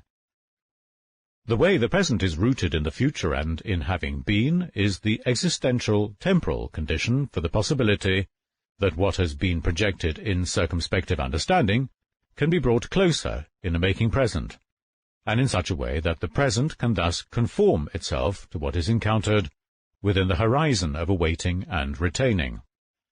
This means that it must interpret itself in the schema of the as structure. We have thus answered the question we formulated earlier, the question of whether the as structure has some existential ontological connection with the phenomenon of projection. Like understanding and interpretation in general, the as is grounded in the ecstatico-horizontal unity of temporality. In our fundamental analysis of being, and of course in connection with the interpretation of the is, which as a copula gives expression to the addressing of something as something, we must again make the phenomenon of the as a theme, and delimit the conception of this schema existentially. The question of the genesis of theoretical behavior is one which we have left hanging. What can a temporal characterization of circumspective deliberation and its schemata contribute to the answering of it? Only that this elucidates the situation in which circumspective concern changes over into theoretical discovering, a situation of the kind which belongs to Dasein. We may then try to analyze this changeover itself by taking as our clue an elementary assertion which is circumspectively deliberative in character, and the modifications which are possible for it. When we are using a tool circumspectively, we can say, for instance, that the hammer is too heavy or too light. Even the proposition that the hammer is heavy can give expression to a concernful deliberation, and signify that the hammer is not an easy one, in other words, that it takes force to handle it, or that it will be hard to manipulate. But this proposition can also mean that the entity before us, which we already know circumspectively as a hammer, has a weight, that is to say, it has the property of heaviness. It exerts a pressure on what lies beneath it, and it falls if this is removed. When this kind of talk is so understood, it is no longer spoken within the horizon of awaiting and retaining an equipmental totality and its involvement relationships. What is said has been drawn from looking at what is suitable for an entity with mass. We have now cited something that is suitable for the hammer, not as a tool, but as a corporeal thing, subject to the law of gravity. To talk circumspectively of too heavy or too light no longer has any meaning. That is to say, the entity in itself, as we now encounter it, gives us nothing with relation to which it could be found too heavy or too light. Why is it that what we are talking about, the heavy hammer, shows itself differently when our way of talking is thus modified? Not because we are keeping our distance from manipulation, nor because we are just looking away, upseen, from the equipmental character of this entity, but rather because we are looking at, unseen, the ready-to-hand thing which we encounter, and looking at it in a new way, as something present at hand. The understanding of being by which our concernful dealings with entities within the world have been guided has changed over. But if instead of deliberating circumspectively about something ready to hand, we take it as something present at hand, has a scientific attitude thus constituted itself? Moreover, even that which is ready to hand can be made a theme for scientific investigation and determination, for instance, when one studies someone's environment, his milieu, in the context of a historiological biography. The context of equipment that is ready to hand in an everyday manner, its historical emergence and utilization, and its factical role in Dasein, all these are objects for the science of economics. The ready-to-hand can become the object of a science without having to lose its character as equipment. A modification of our understanding of being does not seem to be necessarily constitutive for the genesis of the theoretical attitude towards things. Certainly not, if this modification is to imply a change in the kind of being which, in understanding the entity before us, we understand it to possess. In our first description of the genesis of the theoretical attitude out of circumspection, we have made basic a way of theoretically grasping entities within the world, physical nature, in which the modification of our understanding of being is tantamount to a changeover. In the physical assertion that the hammer is heavy, we overlook not only the tool character of the entity we encounter, but also something that belongs to any ready-to-hand equipment, its place. Its place becomes a matter of indifference. This does not mean that what is present at hand loses its location altogether, but its place becomes a spatio-temporal position, a world point, which is in no way distinguished from any other. This implies not only that the multiplicity of places or of equipment ready to hand within the confines of the environment becomes modified to a pure multiplicity of positions, but that the entities of the environment are altogether released from such confinement, entschränkt. The aggregate of the present at hand becomes the theme. In the case before us, the releasing from such environmental confinement belongs to the way one's understanding of being has been modified, and it becomes at the same time a delimitation of the realm of the present at hand, if one now takes one's guiding clue the understanding of being in the sense of presence at hand.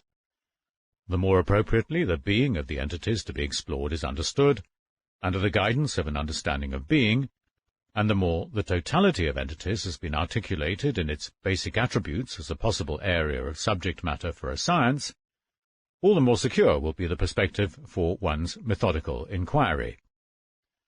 The classical example for the historical development of a science, and even for its ontological genesis, is the rise of mathematical physics.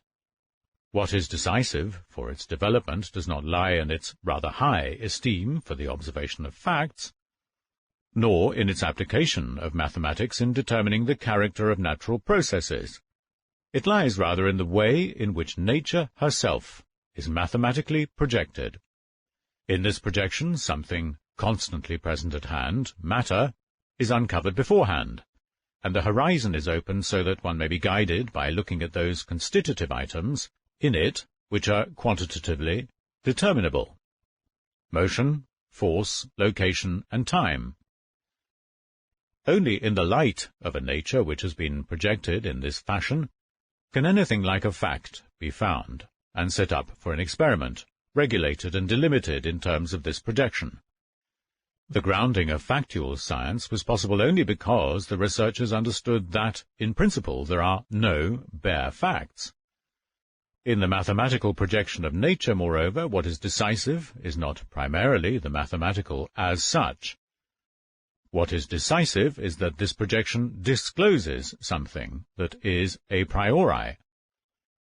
Thus, the paradigmatic character of mathematical natural science does not lie in its exactitude or in the fact that it is binding for every man. It consists, rather, in the fact that the entities which it takes as its theme are discovered in it in the only way in which entities can be discovered, by the prior projection of their state of being.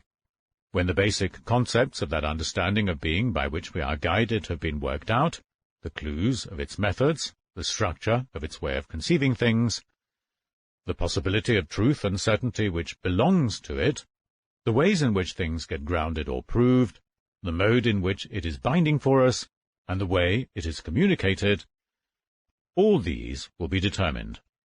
The totality of these items constitutes the full existential conception of science. The scientific projection of any entities which we have somehow encountered already lets their kind of being be understood explicitly, and in such a manner that it thus becomes manifest what ways are possible for the pure discovery of entities within the world.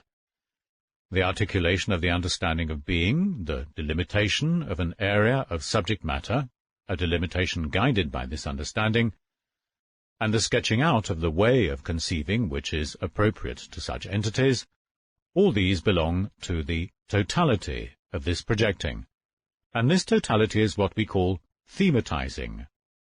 Its aim is to free the entities we encounter within the world, and to free them in such a way that they can throw themselves against a pure discovering, that is, that they can become objects. Thematizing objectifies. It does not first posit the entities, but frees them so that one can interrogate them and determine their character objectively. Being which objectifies, and which is alongside the present at hand within the world, is characterized by a distinctive kind of making present. This making present is distinguished from the present of circumspection, in that, above all, the kind of discovering which belongs to the science in question awaits solely the discoveredness of the present at hand. This awaiting of discoveredness has its existentielle basis in a resoluteness by which Dasein projects itself towards its potentiality for being in the truth. This projection is possible because being in the truth makes up a definite way in which Dasein may exist. We shall not trace further how science has its source in authentic existence. It is enough now if we understand that the thematizing of entities within the world presupposes being in the world as the basic state of Dasein, and if we understand how it does so. If the thematizing of the present at hand, the scientific projection of nature, is to become possible, Dasein must transcend the entities thematized. Transcendence does not consist in objectifying, but is presupposed by it. If, however, the thematizing of the present at hand within the world is a changeover from the concern which discovers by circumspection, then one's practical being alongside the ready-to-hand is something which a transcendence of Dasein must already underlie. If, moreover, thematizing modifies and articulates the understanding of being, then, insofar as Dasein, the entity which thematizes, exists, it must already understand something like being. Such understanding of being can remain neutral. In that case, readiness to hand and presence at hand have not yet been distinguished. Still less have they been conceived ontologically. But if Dasein is to be able to have any dealings with a context of equipment, it must understand something like an involvement, even if it does not do so thematically. A world must have been disclosed to it. With Dasein's factical existence, this world has been disclosed, if Dasein indeed exists essentially as being in the world. And if Dasein's being is completely grounded in temporality, then temporality must make possible being in the world, and therewith Dasein's transcendence. This transcendence in turn provides the support for concernful being alongside entities within the world, whether this being is theoretical or practical. C. The temporal problem of the transcendence of the world. Circumspective concern includes the understanding of a totality of involvements, and this understanding is based upon a prior understanding of the relationships of the in order to, the towards which, the towards this, and for the sake of. The interconnection of these relationships has been exhibited earlier as significance. Their unity makes up what we call the world. The question arises of how anything like the world in its unity with Dasein is ontologically possible. In what way must the world be if Dasein is to be able to exist as being in the world? Dasein exists for the sake of a potentiality for being of itself. In existing it has been thrown, and as something thrown it has been delivered over to entities which it needs in order to be able to be as it is, namely, for the sake of itself. Insofar as Dasein exists factically, it understands itself in the way its for the sake of itself is thus connected with some current in order to. That inside which existing Dasein understands itself is there along with its factical existence. That inside which one primarily understands oneself has Dasein's kind of being. Dasein is its world existingly. We have defined Dasein's being as care. The ontological meaning of care is temporality. We have shown that temporality constitutes the disclosedness of the there, and we have shown how it does so. In the disclosedness of the there, the world is disclosed along with it. The unity of significance, that is, the ontological constitution of the world, must then likewise be grounded in temporality. The existential temporal condition for the possibility of the world lies in the fact that temporality, as an ecstatical unity, has something like a horizon. Ecstasies are not simply raptures in which one gets carried away. Rather, there belongs to each ecstasis a whither to which one is carried away. This whither of the ecstasis we call the horizonal schema. In each of the three ecstasies, the ecstatical horizon is different. The schema in which Dasein comes towards itself futurally, whether authentically or inauthentically, is the for the sake of itself. The schema in which Dasein is disclosed to itself in a state of mind as thrown is to be taken as that in the face of which it has been thrown and that to which it has been abandoned. This characterizes the horizontal schema of what has been. In existing for the sake of itself in abandonment to itself as something that has been thrown, Dasein as being alongside is at the same time making present. The horizontal schema for the present is defined by the in order to. The unity of the horizontal schemata of future, present, and having been is grounded in the ecstatical unity of temporality. The horizon of temporality as a whole determines that whereupon, woraufhin, factically existing entities are essentially disclosed. With one's factical being there, a potentiality for being is in each case projected in the horizon of the future. One's being already is disclosed in the horizon of having been, and that with which one concerns oneself is discovered in the horizon of the present. The horizontal unity of the schemata of these ecstasies makes possible the primordial way in which the relationships of the in order to are connected with the for the sake of. This implies that on the basis of the horizontal constitution of the ecstatical unity of temporality, there belongs to that entity, which is in each case its own there, something like a world that has been disclosed. Just as the present arises in the unity of the temporalizing of temporality out of the future and having been, the horizon of a present temporalizes itself equiprimordially with those of the future and of having been. Insofar as Dasein temporalizes itself, a world is, too. In temporalizing itself with regard to its being as temporality, Dasein is essentially in a world, by reason of the ecstatico-horizontal constitution of that temporality. The world is neither present at hand nor ready to hand, but temporalizes itself in temporality.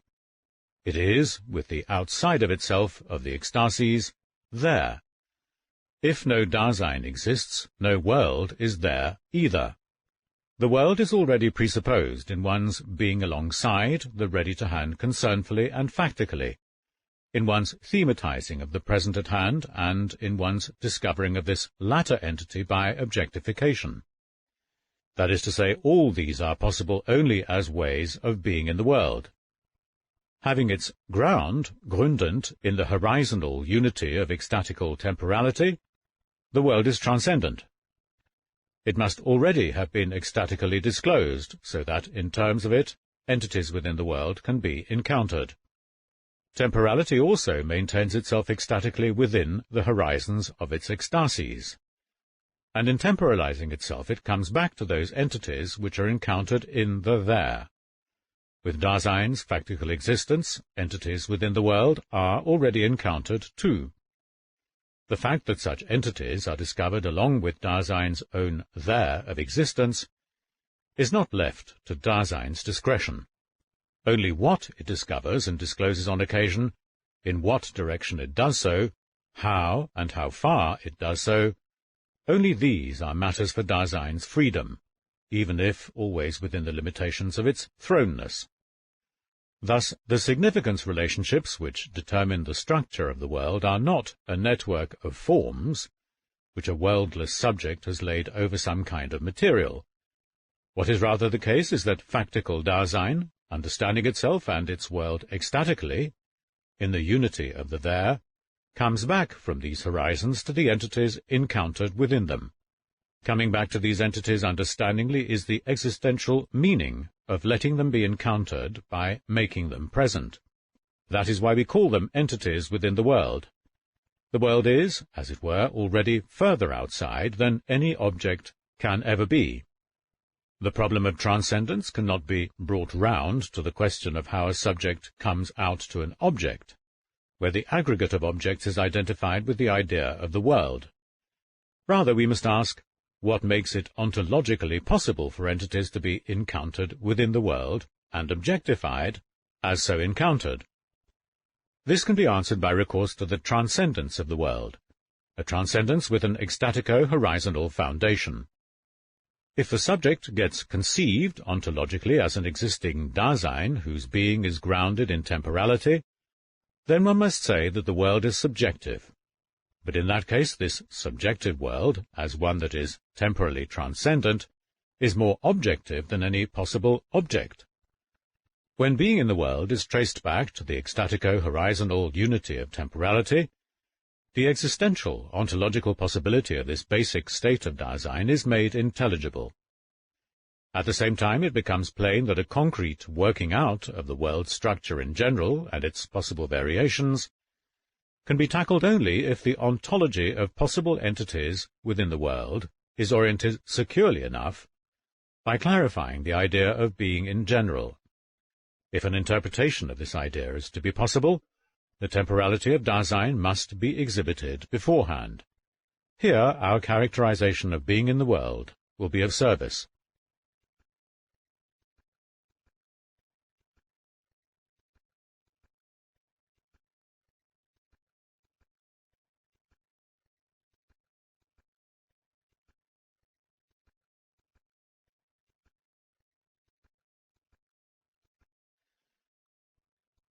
Section 70. The temporality of the spatiality that is characteristic of Dasein.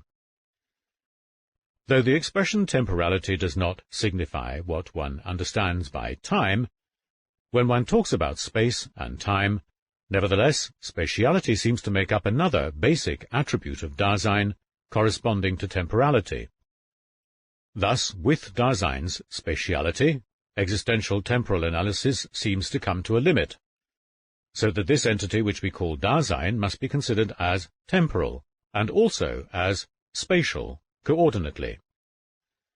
Has our existential temporal analysis of Dasein thus been brought to a halt by that phenomenon with which we have become acquainted as the spatiality that is characteristic of Dasein, and which we pointed out as belonging to being in the world?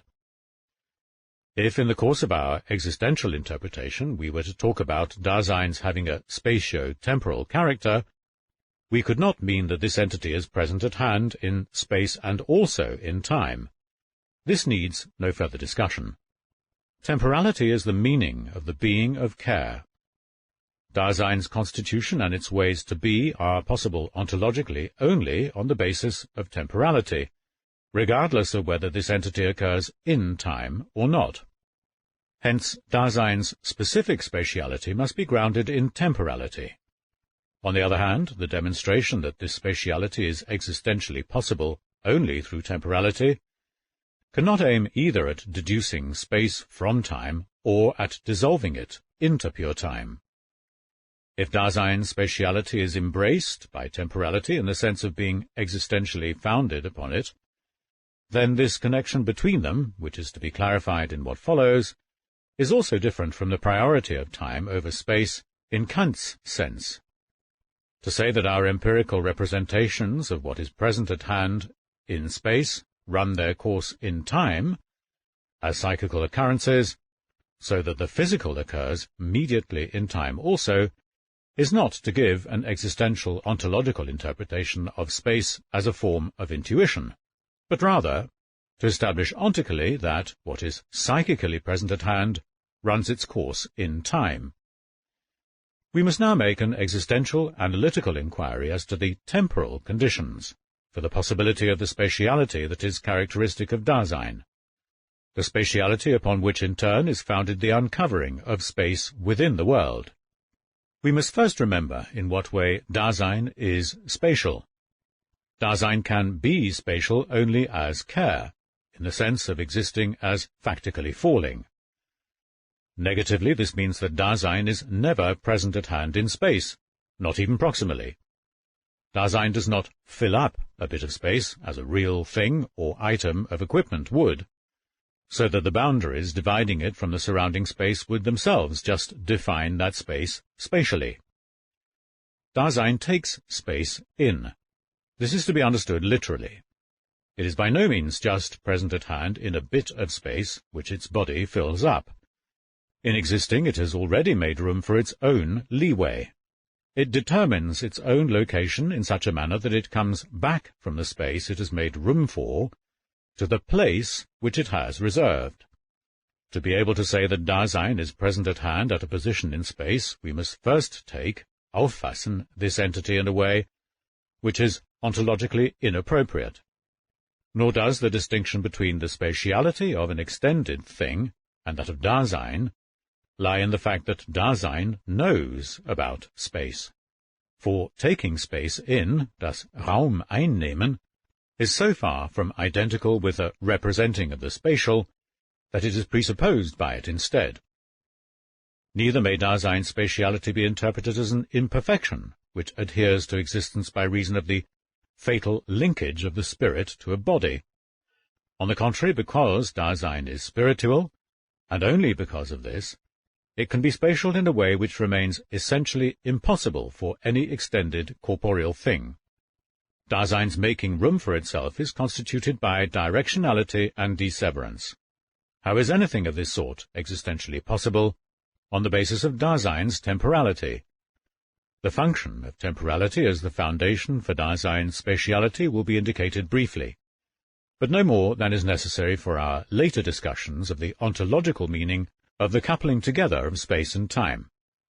To Dasein's making room for itself belongs the self-directive discovery of something like a region. By this expression, what we have in mind in the first instance is the whither for the possible belonging somewhere of equipment which is ready to hand environmentally and which can be placed. Whenever one comes across equipment, handles it, or moves it around or out of the way, some region has already been discovered. Concernful being in the world is directional, self-directive. Belonging somewhere has an essential relationship to involvement. It always determines itself factically in terms of the involvement context of the equipment with which one concerns oneself. Relationships of involvement are intelligible only within the horizon of a world that has been disclosed.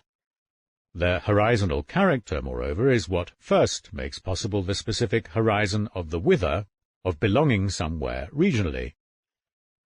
The self-directive discovery of a region is grounded in an ecstatically retentive awaiting of the hither and thither that are possible. Making room for oneself is a directional awaiting of a region, and as such it is equiprimordially a bringing close, dissevering, of the ready-to-hand and present-at-hand. Out of the region that has been discovered beforehand, concern comes back, disseverantly, to that which is closest. Both bringing close and the estimating and measurement of distances within that which has been dissevered and is present at hand within the world are grounded in a making present belonging to the unity of that temporality, in which directionality too becomes possible. Because Dasein as temporality is ecstatico-horizonal in its being, it can take along with it a space for which it has made room, and it can do so factically and constantly. With regard to that space which it has ecstatically taken in the here of its current factical situation, Lage bzw. Situation, never signifies a position in space, but signifies rather the leeway of the range of that equipmental totality with which it is most closely concerned, a leeway which has been opened up for it in directionality and disseverance. Bringing close makes possible the kind of handling and being busy which is absorbed in the thing one is handling, in der Sache aufgehende, and in such bringing close, the essential structure of care, falling, makes itself known. In falling, and therefore also in the bringing close which is founded in the present, the forgetting which awaits leaps after the present. This is what is distinctive in the existential, temporal constitution of falling. When we make something present by bringing it close from its thence, seinem dort her, the making present forgets the yonder, das dort, and loses itself in itself. Thus it comes about that if observation of entities within the world commences in such a making present, the illusion arises that at first only a thing is present at hand, here of course, but indefinitely in a space in general. Only on the basis of its ecstatico-horizontal temporality is it possible for Dasein to break into space. The world is not present at hand in space. Yet only within a world does space let itself be discovered.